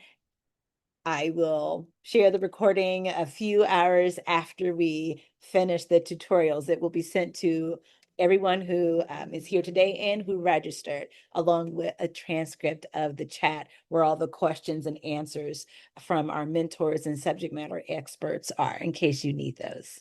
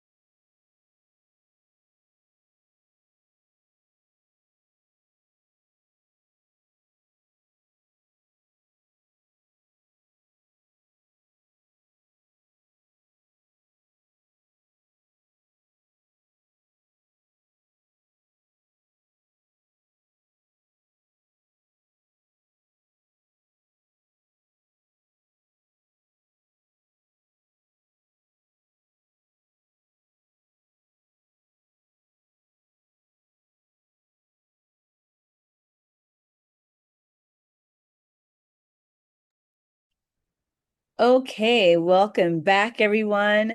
We are ready to begin our second discussion session. This is on understanding stars, stellar evolution, and color magnitude diagrams.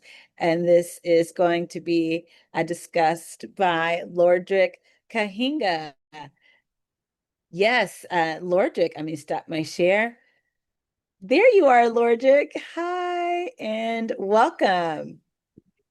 Oh, hello. Can you hear me? Yes, I can hear you just fine, Lordrick. Thank you. All right, that's good. I just put on, I know I'm a little bit late. So let me try and do this. I'm gonna do a quick introduction and then we're gonna go into the slides. Is that okay? Absolutely. And we see your slides. Wonderful. All right. Cool. Yes, I'm Lauri Kahinga. I'm a PhD candidate from UCSC, and I'm working on something known as fast radio bursts, which is really cool. I will not get into that today. That's why I put on the website there. If you want to see my publications and all those things, please, yeah, visit it. And you can email me if you ever have any questions about my research.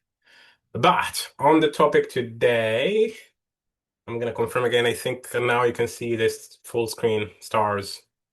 Confirmed. Good. Right. So today we've been learning about, the Python basics and we've been plotting and all those things, but now it's time for science. And before we get into science, we're going to be looking at stars today. And so let's together think about what, stars are. I mean, probably everybody here knows what stars are, but let's think about from an astronomer standpoint, how do we talk about stars in astronomy? How do you describe them? And to ask a more kind of scientific question is, what can we measure about stars? And so if you guessed how hot they are because we think these are very hot objects, you would be right. So the first thing that we could measure is how hot they are. Another big thing that we could measure in astronomy, which is actually more tricky than it is how far objects are or how far stars are. And then we also want to learn how big a star is. And then there is two aspects really where you can think about if you're talking about how big a star is, you can either think about how massive, before I go into that, how massive a star is and what's the radius. And then another thing that's kind of also maybe super obvious is how bright a star is. And you've seen in the night sky, some stars are brighter than others. You can take a guess on what's the brightest star.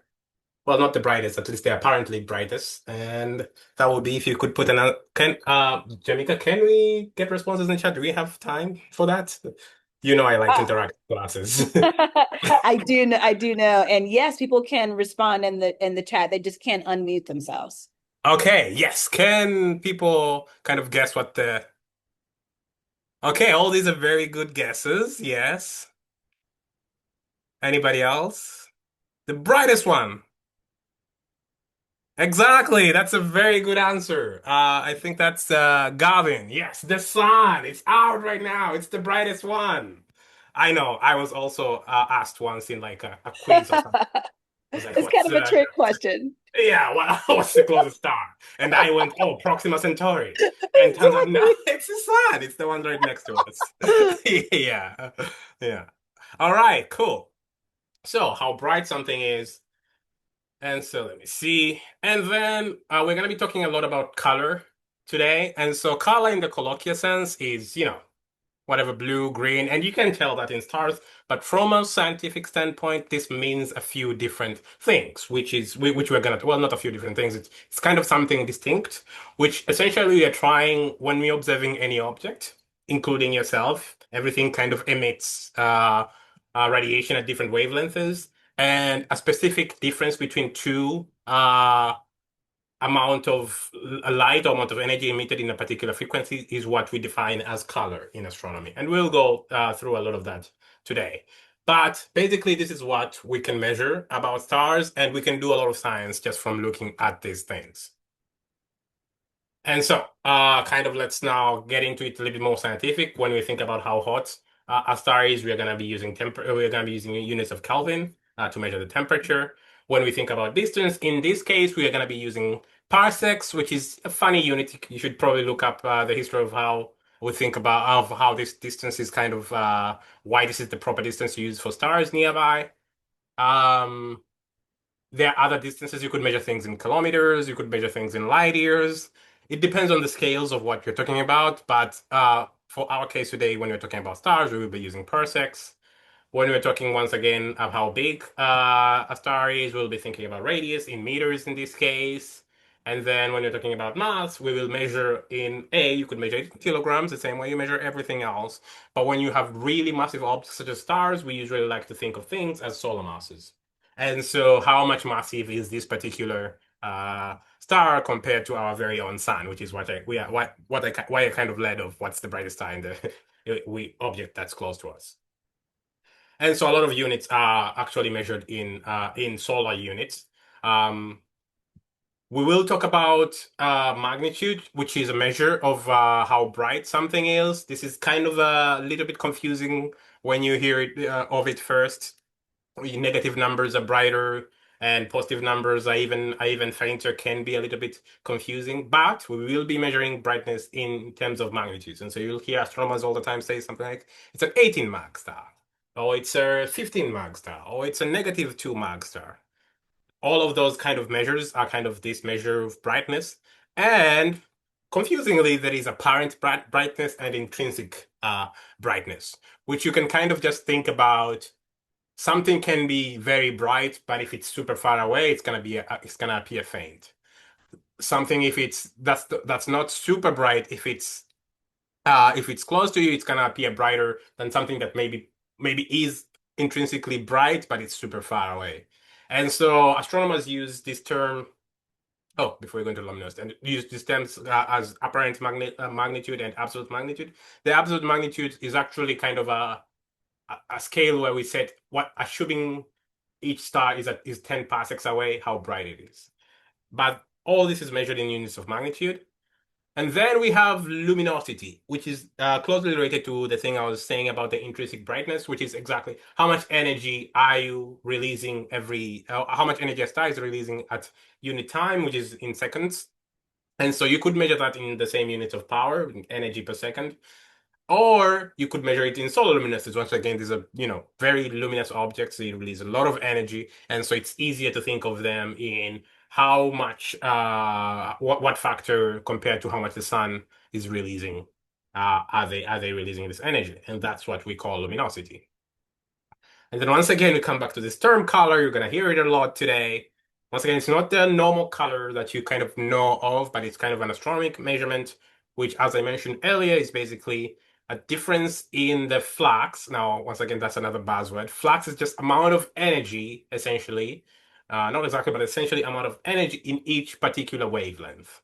If you've studied a little bit about black bodies, you know that everything releases energy in all wavelengths, and just each amount, how much energy is being released at particular frequencies, we take those difference, and that's what we call color. And maybe we'll talk about this later. Right. But before we go into color once again, as I was saying, magnitude, we have this scale here now. First things first, the more negative the number is, the brighter it is. Okay, you can kind of see it on this diagram here. The -10 star or whatever this object is much brighter than the -4, which is also much brighter than the one at 10 here. And so that's kind of just to give you the scale. And we're gonna see this a lot even when you're plotting. We are plotting magnitude on a y-axis. You're gonna see that it is inverted. We'll have the lower numbers on the top, or the lower numbers on the top and your higher numbers on the bottom, kind of showing increase in brightness. But it's gonna be a little bit, tricky, but it's just how we do science. And actually, I think it's more fun that way. And so to touch on again, apparent magnitudes is just how bright something is as we can see it from Earth. And then if you were a god and you could move the star to only 10 parsecs away, then that would is essentially how in astronomy we define the absolute magnitude. Jamika, quickly, wow, how many minutes do I have for this presentation? Um, Another 5 minutes or so, but since you're leading notebook 3, you have the whole 45 minutes to adjust Okay. the timing as you need. All right, cool. As a teacher, I kind of, get into explanations a lot. So yeah. But I'm gonna try to do this in maybe the next, let me say 10 minutes. I'm gonna eat 5 minutes in my Sounds good. notebook. Okay. And now let's come back to color. In astronomy, when we point our telescope at something, we have essentially a way, once again, bodies really release light in all these, in all these wavelengths. And then if you take a certain range of wavelengths, we call those bands in astronomy. Now, when you have an object, this is I think these bands are particular for SDSS, which is a telescope. It has a U band, a B band, a V band, and actually U here is just for ultraviolet, B is blue. Is V violet? No, I forget what V is, but R is red and I is indigo.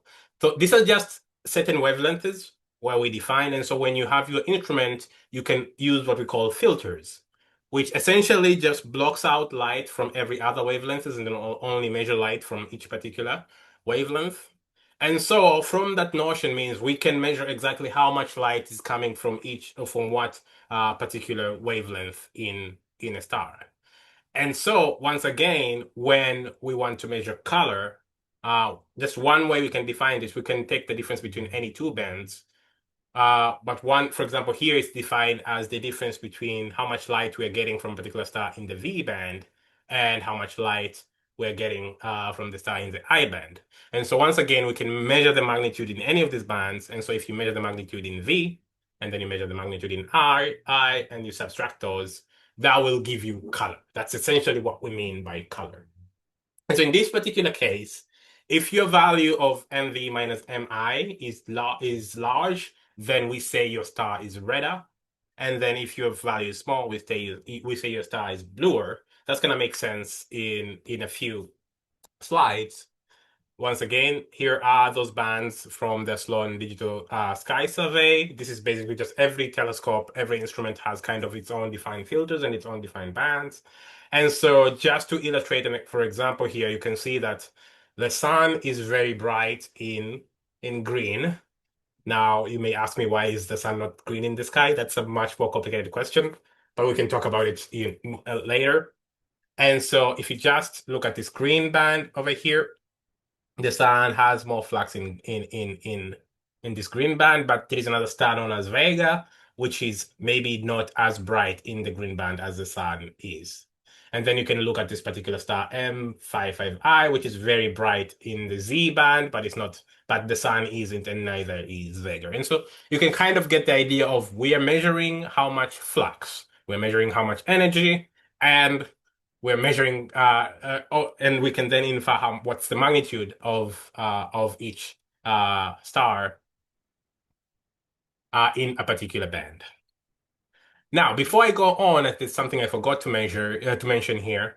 Magnitude is actually in a log scale, and so if you wanna know exactly how much brighter some star is between two different magnitudes, and so you would go at a scale of, it's log, but it's not even a scale of 10. It's actually a factor of 2.5. And so a star at negative 10 is 10 times brighter than a star at negative 7.5. And a star at negative 7.5 is much brighter than a star at negative 5. Is 10 times brighter than a star at negative 5. And so I'll give kind of a question before I move on to the other side. How much brighter is a star at negative 5 how much brighter is a star at negative 10 compared to one at negative 5? If you can answer in the chat.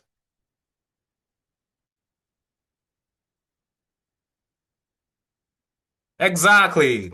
Good job. Dakota, I think. Yeah. And so in our particular science case today, we'll be looking at the Hubble Space Telescope. It's a fantastic telescope, served us well. I'm very sad that it's old now. but it has its own bands because it's looking at light in the UV, and these bands are not, clearly defined as UV. And I mean, they don't have the fun, simple letters, but they have these letters. And what we have highlighted here is F476W and F814W. These are the bands that we will be looking at today when we are looking at our stars that were observed by the Hubble Space Telescope. I'm gonna kind of speed through this a little bit. I want to talk about, okay, this is the last thing I'm gonna talk about before we, well, kind of the last thing I'm gonna talk about before we go into the notebook. Looking at my watch. Okay. This is what we call a HR diagram. Now, before I even explain that, I want you to look at the x-axis here. There's something interesting here. Yes, the x-axis is surface temperature, but before even you look at that, you can see there is some kind of color. You can see these colors are red, these colors are bluer. And that's what I was mentioning earlier. When we are measuring color, that tells us something about the star. And so to then describe this particular plot is we have luminosity on the y-axis, which is in the unit of solar units. And solar units means at 1 is just as the same luminosity as the sun. And so you can see our sun is right here. And going up to 10 times more luminous than the sun, 100 times more luminous than the sun, and so forth and so on. And then as you go down, this is fainter. And then we have temperature on the x-axis. And now this is the first time where you're going to be seeing these funny axes where we're kind of flipping things. Normally numbers increase towards your right, but in this particular axis, they're increasing towards your left. And so the somewhat bluer stars, as you can see here, have a higher temperature, and you have a lower temperature on the red side. And so basically, if you're looking at some stars here on the top left, means these are very luminous and very hot. But if you're looking at the top right, they're very luminous, but not as hot, not quite as hot as these ones. But you can ask me, okay, then why are we doing this? Why are we plotting things in terms of luminosities and temperature? You can clearly kind of see there is room here. There is kind of, when you do this, if you take a bunch of stars and you just you put them on these plots, you'll find that they fall into particular regions or particular parameter spaces in this region, which tells you something about the lifetime of the star. And so our particular sun is here. Okay. This tells us, if you look at the sun, a star that has similar mass as our sun, usually it starts around here in kind of the bottom right corner and then goes all the way to here. So our sun is kind of in its teenage years maybe, but it's gonna get older and it's gonna go into this giant's branch. It's gonna be just a big giant. I think it's easier to illustrate this with animations. Let me show you one of those animations here. And so that's where a star with one solar mass would go. Let me see. Yeah, this is better. Okay, so it would start somewhere around here and it'd become a red giant, and in some cases to go all the way and become a white dwarf. Or if you have a very massive star, it's gonna start a little bit farther down the line, and then it's gonna go all the way here. And I'm sorry, I think those explanations aren't yet good enough. I'm going to try to do a better job, I think, because I'm rushing with time. And so kind of the last thing I want to say about this plot is you can see this region here where most of the stars are. And if you plot a bunch of stars, you will find all of them in this region. This region is called the main sequence, is where most stars spend a lot of their life. And then this region here is the giant region. And then here you have your white dwarfs. And then here you have your supergiants. Please feel free to ask questions about this in the chat, because I think I was going too fast there. And so the HR diagram, we can't usually just directly measure the temperature or the luminosity of the stars. And so we have kind of a similar thing to the HR diagram, which is, color in this case is kind of a proxy for temperature. So as I was saying, a bluer star means a much hotter star, and a redder star means a much cooler star. And then we can just use magnitude as a proxy for how much energy a star is releasing. And so this is basically kind of an observable an observable version of the HI diagram. Instead of having luminosity on the x-axis, we have magnitude. And instead of having temperature on the x-axis, we have color. And so once you plot those stars, which we'll do today, you'll kind of see them occupying different regions, which will tell us different things about stars. And I'm going to end there. I'm going to pause for people to ask questions, and then I'm going to go into the notebook. Great explanation, Lordrick. And let me just check the chat. I'll wait another few seconds to see if any other questions come up.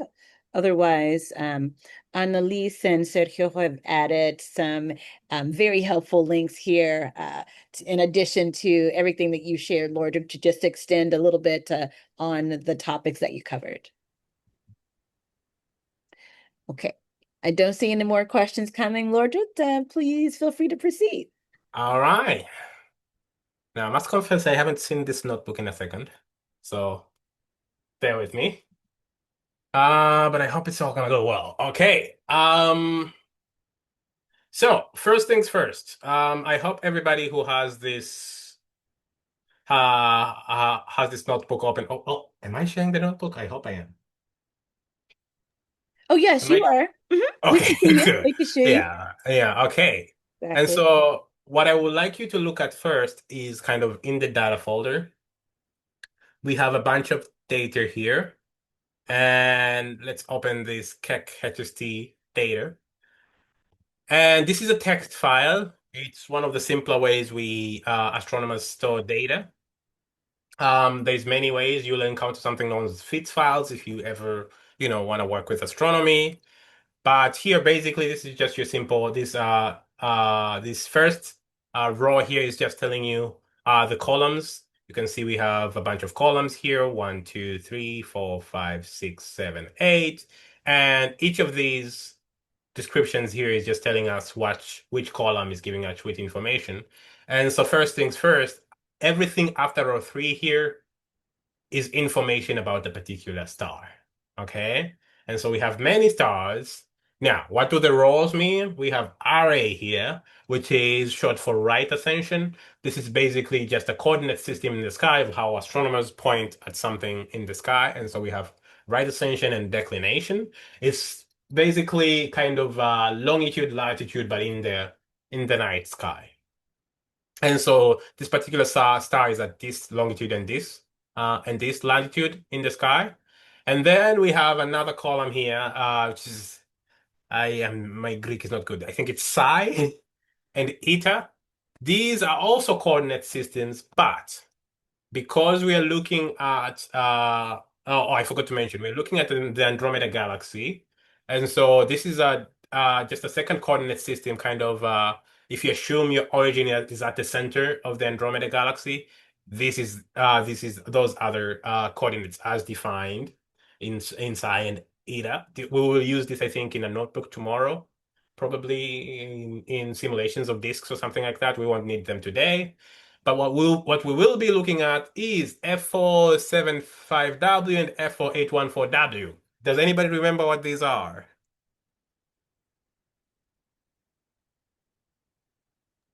This will help me gauge how quickly I went through these slides. We have a few answers coming in. Nice. The two band is nice. A good answer. Color ranges is a good answer as well. Yes. In our particular HST Hubble Space Telescope, we had two filters. These are those filters. And so essentially, these are the magnitudes for this particular star. For example, it was a 24.801 in F07W, and this one was in that band. This is the magnitude.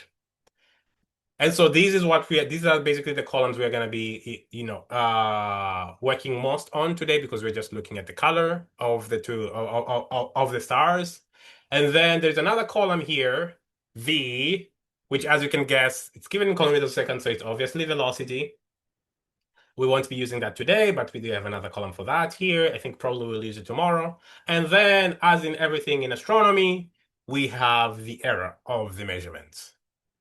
Now, this is something that I just thought of right now. One may ask, why don't we have errors on the magnitudes? And I'm sure we do. They're just not on this column because I don't think they were huge enough to be significant, but maybe I'll look that up later. But we have errors on everything that we do measure. And in this case, we're just going to be looking, or at least for this workshop, we're just going to be looking at the error in the velocity. But once again, we are in log scale. And so even a 0.15 error is actually means you don't have a 3 sigma measurement of your magnitude. Now that may sound like gibberish right now, but I think by the end of the workshop, and you can ask me about this later. And so basically this is our file with all the stars that were observed in these particular observations by the Hubble Space Telescope. We're gonna plot these on a color magnitude diagram, and then we're gonna see if we can say something about the groups of stars that we get. All right, without further ado, let's get into the notebook. And so we can run that first cell. In this particular cell, also we're going to be using NumPy. I hope you've learned about NumPy in the previous notebook. We're going to be using matplotlib and pyplot, and this command here is basically just helps us plot in the notebook. Let's run that. Okay. And then we want to set some, some default things. We want to set what kind of font we want in our plotting and what kind of size of the font. Here, this is just basically, you can read about all this in the documentation. Just basically, we're just setting up what we want our plots to look like, our preferences. And so we can run that cell. And then here we have, this is a cool thing that I actually learned when I was teaching this workshop, that you can actually define a function. If you're plotting the same thing over and over and over again, you can define a function to kind of just initialize that kind of canvas where you're plotting. And so I'll quickly go through each line here. We have PLT. Now, if you remember, PLT is just pyplot, which we imported from MATLAB. This CLF here is just clear figure. So whenever we initialize a plot, it's basically like you have your canvas, and if something was plotted before, it's like using an eraser and just, just clearing it. And then you define how big you want the place where you want to draw is. And then in this case, we have X limits and Y limits. X limits going from -1 to 9. Remember, we have color on the X-axis in our color magnitude diagram. And then we have Y limits going from 24 to 18. Now, you should notice this is interesting. We're starting with a larger number toward the smaller number, which means this will be an inverted axis, because we want to go from fainter at the bottom towards brighter at the top. That's why we invert our y-axis here, and these are going to be the limits. And then on the x-axis, we're just going to have this label, which is just the color, that filter we were talking about minus the other filter, and then we have magnitude on the y-axis. Cool, this is a pretty cool thing. So we can initialize this plot, and we won't have to rewrite this code block every time we are making a plot. And then we have this cool function here. Now, while this function, if you haven't seen a lot of functions before, this function can look a little bit intimidating. But basically what it does is just make a file like this. How? And so the first thing, it's gonna open a file. Just whatever, it's gonna open an empty file. It's gonna write a row like this one. If you give it these parameters, it's gonna write that row, and then it's gonna loop over all the stars and essentially just write each number. This will be a little bit more clearly once we do it, but it's gonna essentially write the parameters for each particular stars within the whatever you define or whatever array you give it. And so you'll give it 3 things. I think this documentation, I'll probably write it better later. You'll give it arrays, and then you'll give it the names of those columns. And then what you will do, it will create just something like this one, but with a group of stars that you want, which will be defined in your arrays. Now I'm going to stop there. I think that's a little bit confusing. Let me see if I can explain this better. So we have this function. Its job is to write a catalog. You're gonna give it a name. This is just gonna be the name of your file. You're gonna give it arrays, okay? This is basically you're giving it a table, okay, with all the information about your stars, and then you're gonna give it a list, which is basically just gonna be a list of all these parameters, okay? And then basically your array is gonna look like something like what I've highlighted here, okay? And so what the code here is doing, it's looking at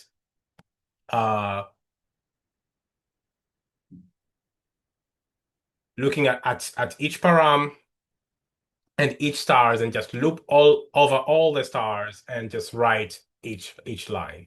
So let's run that for now. And so we have this function in our back pocket. Once we use it, it will be more clear of how it works. And so this is what we're gonna do now. So first things first, we need to grab these values, or rather these values, to put them inside our variables. And so they have defined an array variable, a deck variable, a psi variable, eta, and the colors. And so this will basically just be arrays. And we're using this function in NumPy known as load text. And then here we're just defining the path where to get this particular file. Okay. And so what this is gonna do, and we have this option here saying unpack is equal to true. What this is gonna do is basically gonna load this file, and then it's gonna assign an array known as RA. It's gonna give it all the values in this column, and then deck all the values in this column, and so forth and so on. And so let's run that. And then let me just comment this out for a second, and then I'm gonna add some more rows here just so that we can see clearly what's happening. And so if I look at array, this is an array starting from 10.908, 10.909, 10.911, all the way up to the last one, 11.551. So basically, this is what I was saying. The first number here, the second number here, the third number here, all the way up to the end of that. And so we've basically already loaded everything. And so if you look at deck, it'll also be an array. And then if we want those magnitudes, F4745, F475W. That's another array. Oh, some of the magnitudes are not measured clearly. That's interesting. Okay, and then we're going to define another array, which is going to be our color axis. And so basically, this is just these numbers. Let me write the second one here. And let me write color here. And so you can see what happened when we did color. F475 minus F4814 is, you see, the first number here was subtracted from the second number here, which is this 3.38, and then the second number subtracted from the second, which correspond to each star, essentially. And so what we have now is basically an array that is the difference between those two magnitudes, which gives us our color. This is cool because we cannot do this with lists, but we can do this with NumPy array. That is why we're using NumPy arrays. And so let's get into it now. First things first, let's make a CMD plot. And so what's happening here is first we're initializing the plot, which is basically making the canvas and drawing our figure and all these things, everything, and labeling our axes and everything, which is what this command here is gonna do. And then here, plot.scatter is the same as plot.plot, just without joining each plot lines. It will be very confusing if you use plot here. Actually, you can use plot, but you have to define something that's not important. But for now, basically, we're just plotting each data point separately. We are going to have x color on our x-axis, which is going to be these numbers here, 3, and so forth and so on. And then we're going to have these magnitudes on the y-axis, these magnitudes on the y-axis. And then we have just chose to use gray and S. And so by the way, this option C just defines color. This option S just defines the size of your data points, and then you can add edge colors if you want. If you want your each of the data point to be marked where the edge is. And so very quickly, this is something kind of good that whenever you don't know how to use a function, you can just write the function there and you can put a question mark and it should give you all the options if you're doing this on a notebook. Okay. So if you want to learn about all these, other fun, there's a lot of very cool stuff you can do for these for plotting. And so without further ado, let's see our color magnitude diagram. Oh no, okay. There we go. That's not I don't know. I'm gonna ask for comments in people. Which one is better? Should I reduce the size a little bit? Is it still visible? It's still visible, though. I think if someone in the chat asks for it to be zoomed in more, I'll let you know.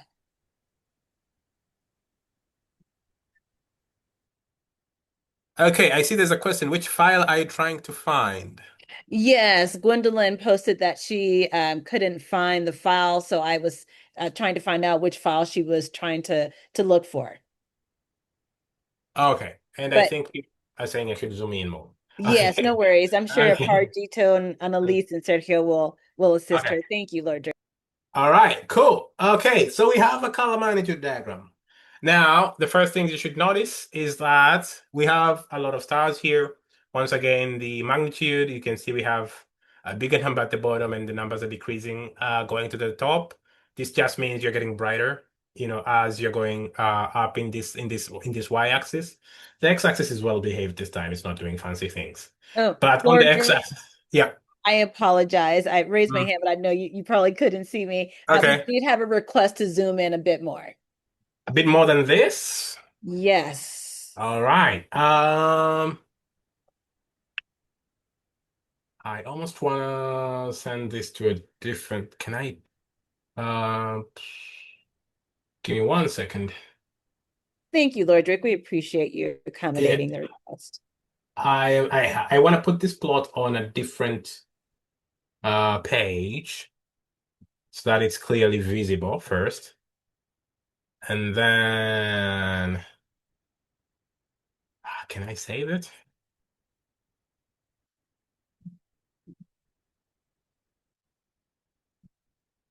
I think I forget how to use this.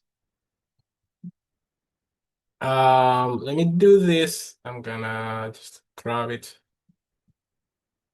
and see if I can.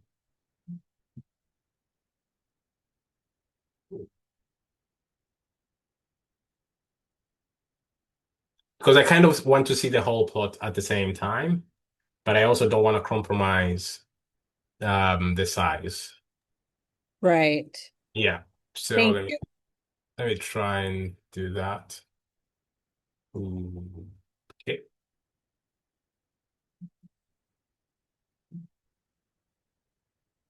Okay.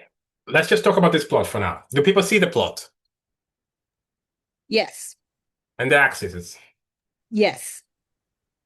Okay, we'll go back to the notebook in a second, but what I want you to notice is here there is not two, rather, three distinct regions of stars. There's one on the left here, okay, which is separated by this kind of narrow column when there is few to no stars.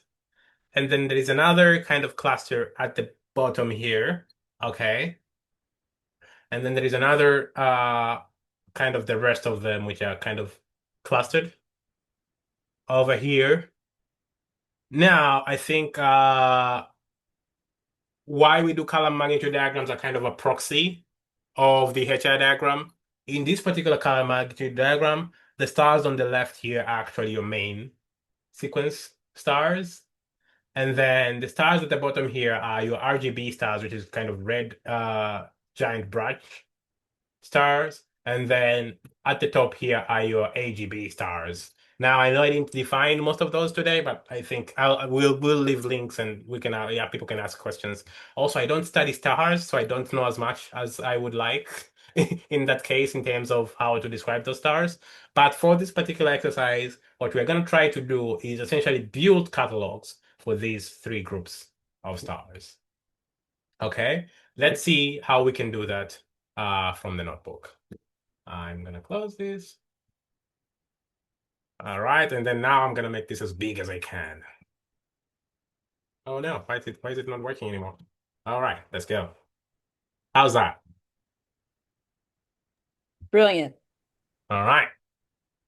So first things first, as I was mentioning, here we have stars at the left here. Let's see if we can separate those. And so once again, this is kind of the cool thing about using arrays. Is everything else commented out here? Great, yes. And so what we can do now is define a range where we care about. And so before that, you can see here, we have written MS, this stands for main sequence stars, we're defining this condition that when color is less than 1.75, which was kind of eyeballed here. And so if this is 2, this is 0. 1.75 is around here. And so everything less than will be to the left of this. Okay? And then we want everything brighter than 23 mag. Okay? In the F814. So in the y-axis, we want everything brighter than 23 mag. Now, quick question again. What does brighter mean? Is it everything above 23 or everything below 23 in this plot? Let's wait for just a few seconds to get some responses in the chat there to your question. Okay. Thank you, Gavin. Everything above, because once again, this plot is inverted, okay? So when we're saying less, it's actually not down, it's actually up, okay? And so we have defined this condition here. And so I am gonna try and do that. Let me comment these out first before I run them. And now I'm gonna ask a little bit more sophisticated question. What data type do you think MS is gonna be?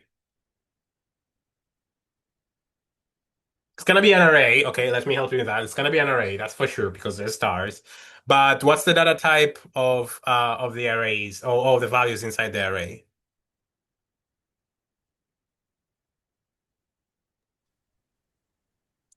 I'm kind of doing quizzes from like the last two notebooks. Can, can anybody guess? What data type? So to remind you, the data type, we have floats, we have, oh, all right, Raja is a ringer. He's saying Raj is back. Okay. Raj is saying Boolean, which he's right. Yes, Gavin is a good guess. You'd think there will be floats, but actually we've only defined the conditions here. And so there would be Boolean. Thank you, Raja. And so it will be false, and some of them will be true. And so the good thing about these being Boolean is that now when I do color, and then put this in square bracket, okay? That means I am only getting the values where it is true. So only the values where these conditions are true, okay? Let me kind of show you by using the length of the arrays. So if you look at the length of the color, you had 9,454 stars. But if you look at the length of this one, oh, this doesn't do it like that. Okay, let's see. You only have 476,000 stars. So basically, in this array, where I know it looks like all of them are false. No, some of them in the middle will be true. Only 1,400 of those will be the value is true, and so we have selected for those using our Boolean array here. And so that's basically what this is doing. And so once we define a condition, so we can define whatever condition we want, and then we can use that to select 4 stars. And so let's make a plot then. And so once again, we're going to initialize the plot. You remember we plotted something in gray. So you remember when you're initializing a plot, we clear the figure. So we use our magic eraser and it erases everything. And then it writes the figure again, plots the axis. And so first we're going to plot everything. And then on top of that, we are only going to plot those, the one we selected with our Boolean array here, MS. But we're going to overplot them with the color blue. And we're going to make them a little bit bigger, apparently.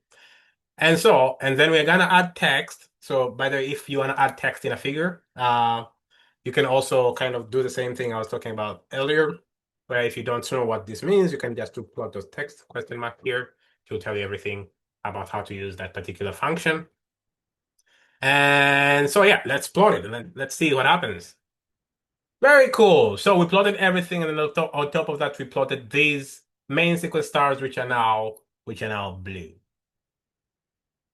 Fantastic.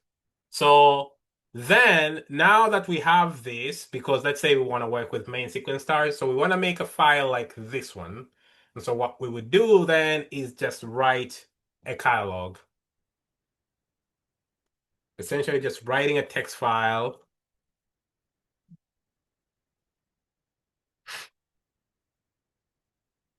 And so we pass the name, which also is where we want to save it. And so we want to save this in the data folder, which is where this one lives, this data folder. And that's what part of that this preamble text is. And we want to save it with this particular name. Let me see if we have MS Catalog. Okay, we do have MS Catalog, which was made 8 years ago. I am gonna delete that. There is no delete button. Oh, okay, here, it's moved to trash. Okay, let's see if we can make a new one. If we can't, that's too bad. But looks like we can. All right, so we have plotted and we have made the catalog. You can see the one I deleted will be back now. Good, it was back and it was made 4 seconds ago. That's cool. We've made the new catalog. And it will look a lot like the first one. Just won't have this this one column that we didn't write here. We didn't write here, all codes are in degrees.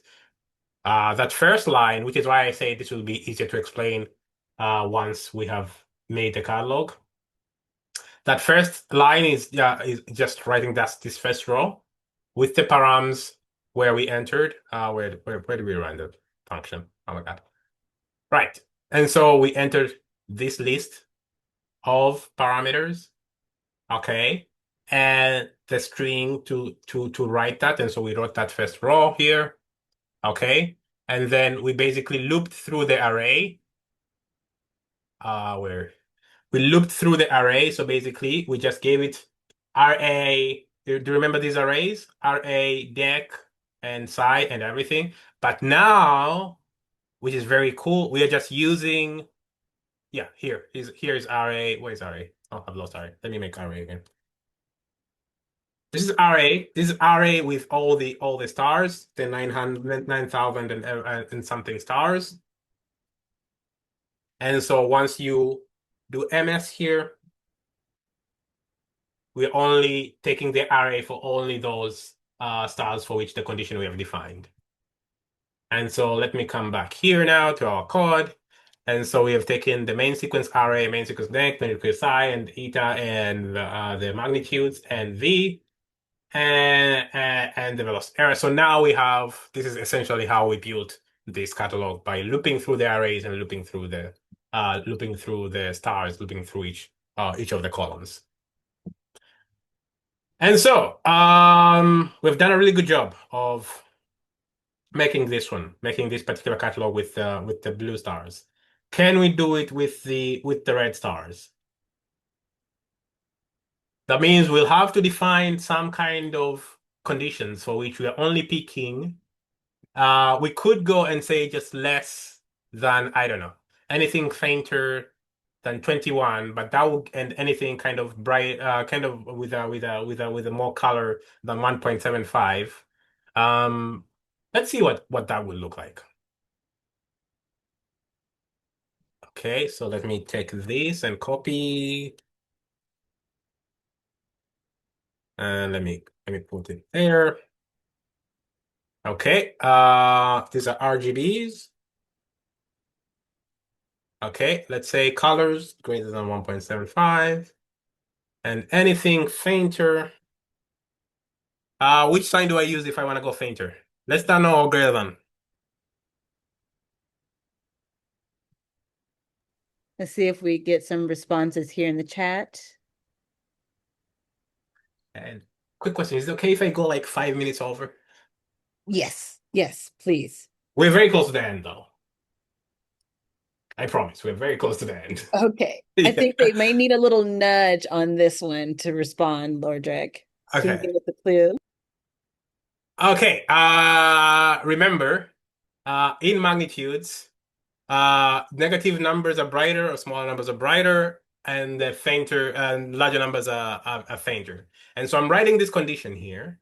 I want to pick up numbers. Do I use less than or greater than?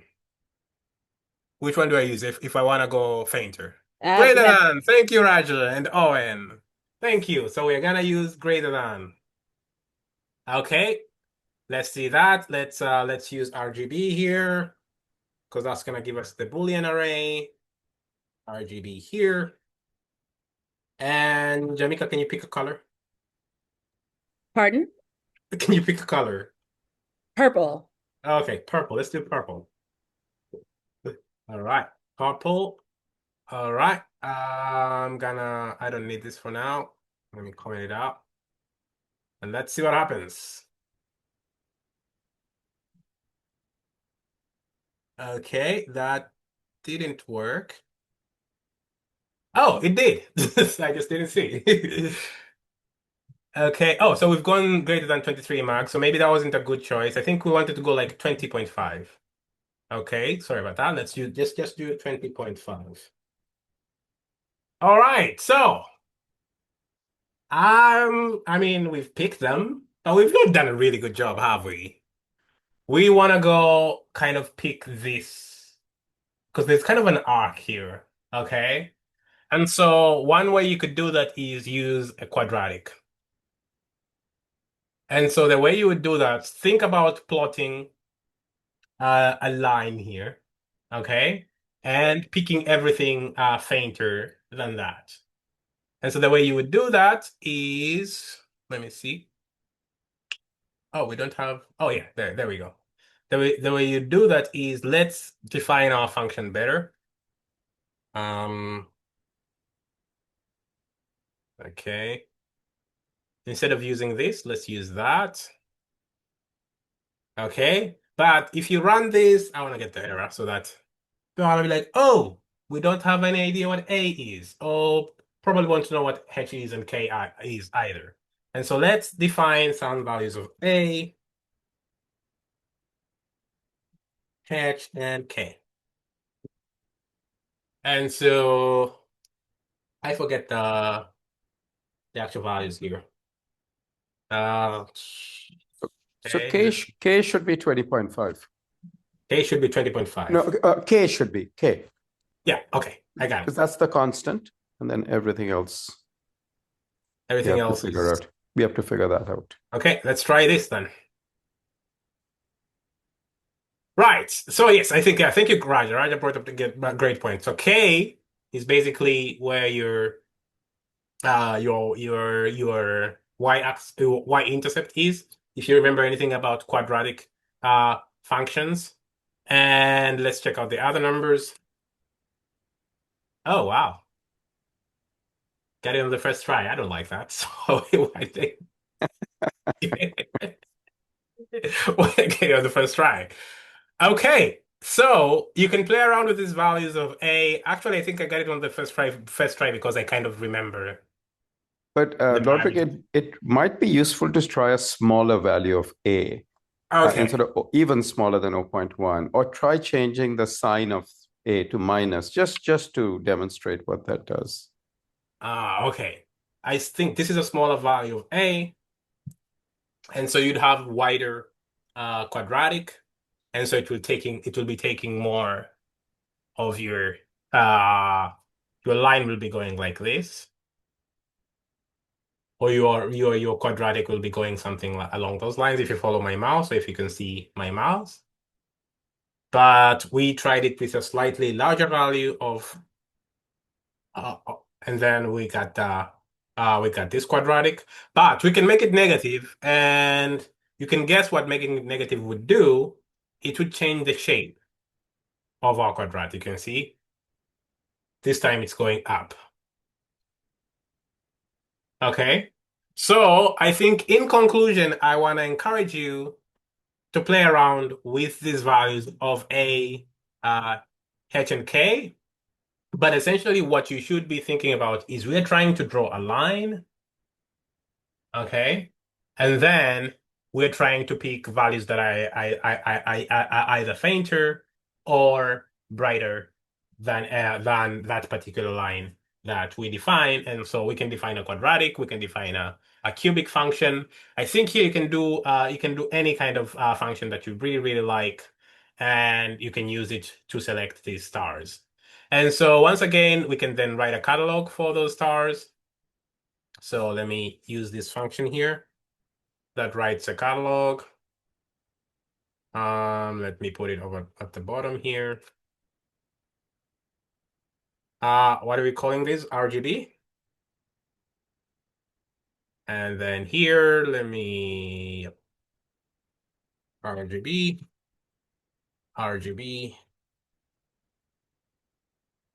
No, that's not the RGB.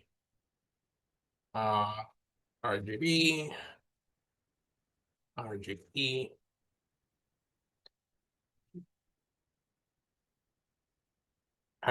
I'm now thinking of better ways to do this, but maybe not for this particular workshop, but okay. And so we can write that file. And so now we have written these purple color things into a file.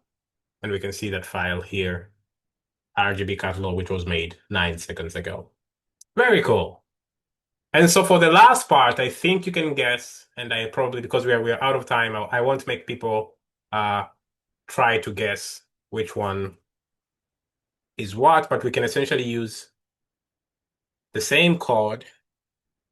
Let me see here. Let us first, we'll be doing AGB stars. And so let's do AGB here. AGB here. AGB here. AGB here.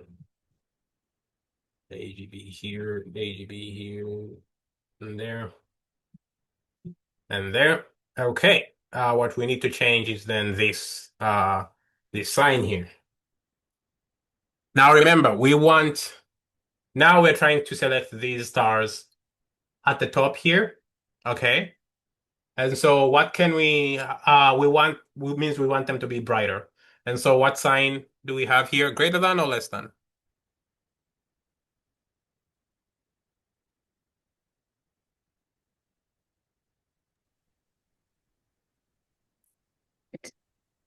Less than, nice. And so we'll have the less than sign here.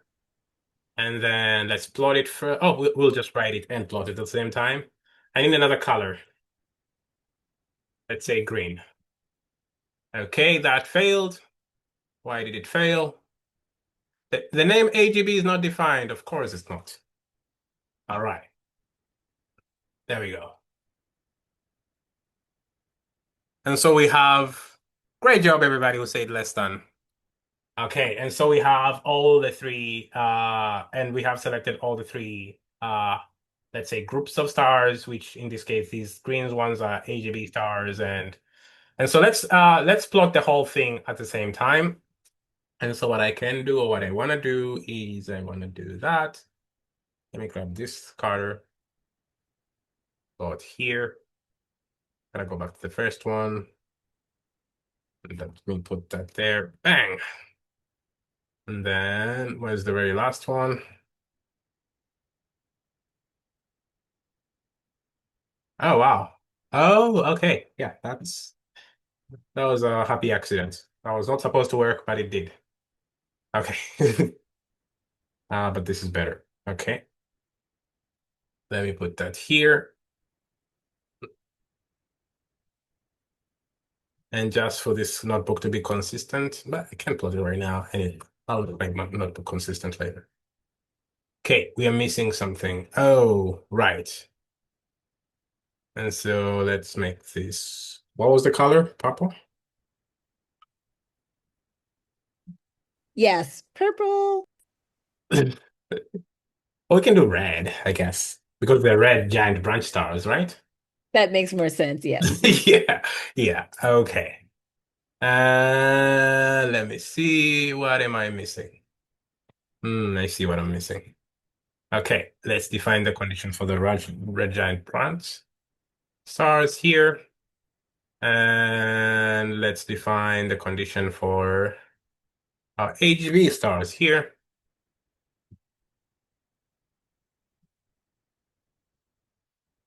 And voila, you have your three groups of stars separated, and you can add text if you like. I know I didn't do that today, and actually there's a lot to learn in this particular notebook, so feel free to ask as many questions as you like.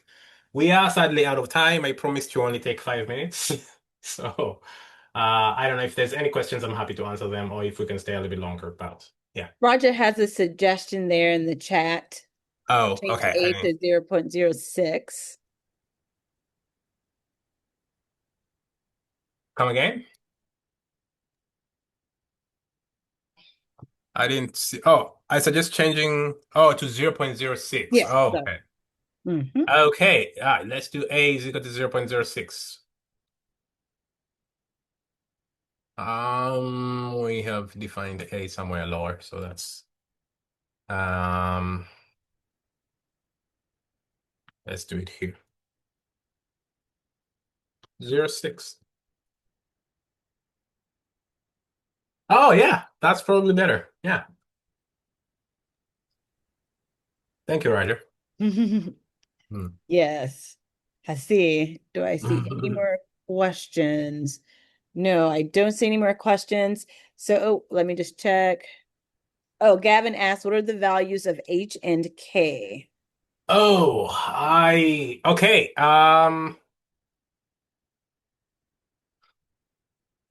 Can I write the equation in? So think of the equation y is equal to ax squared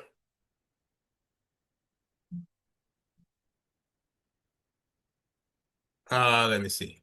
Ax minus h squared plus k.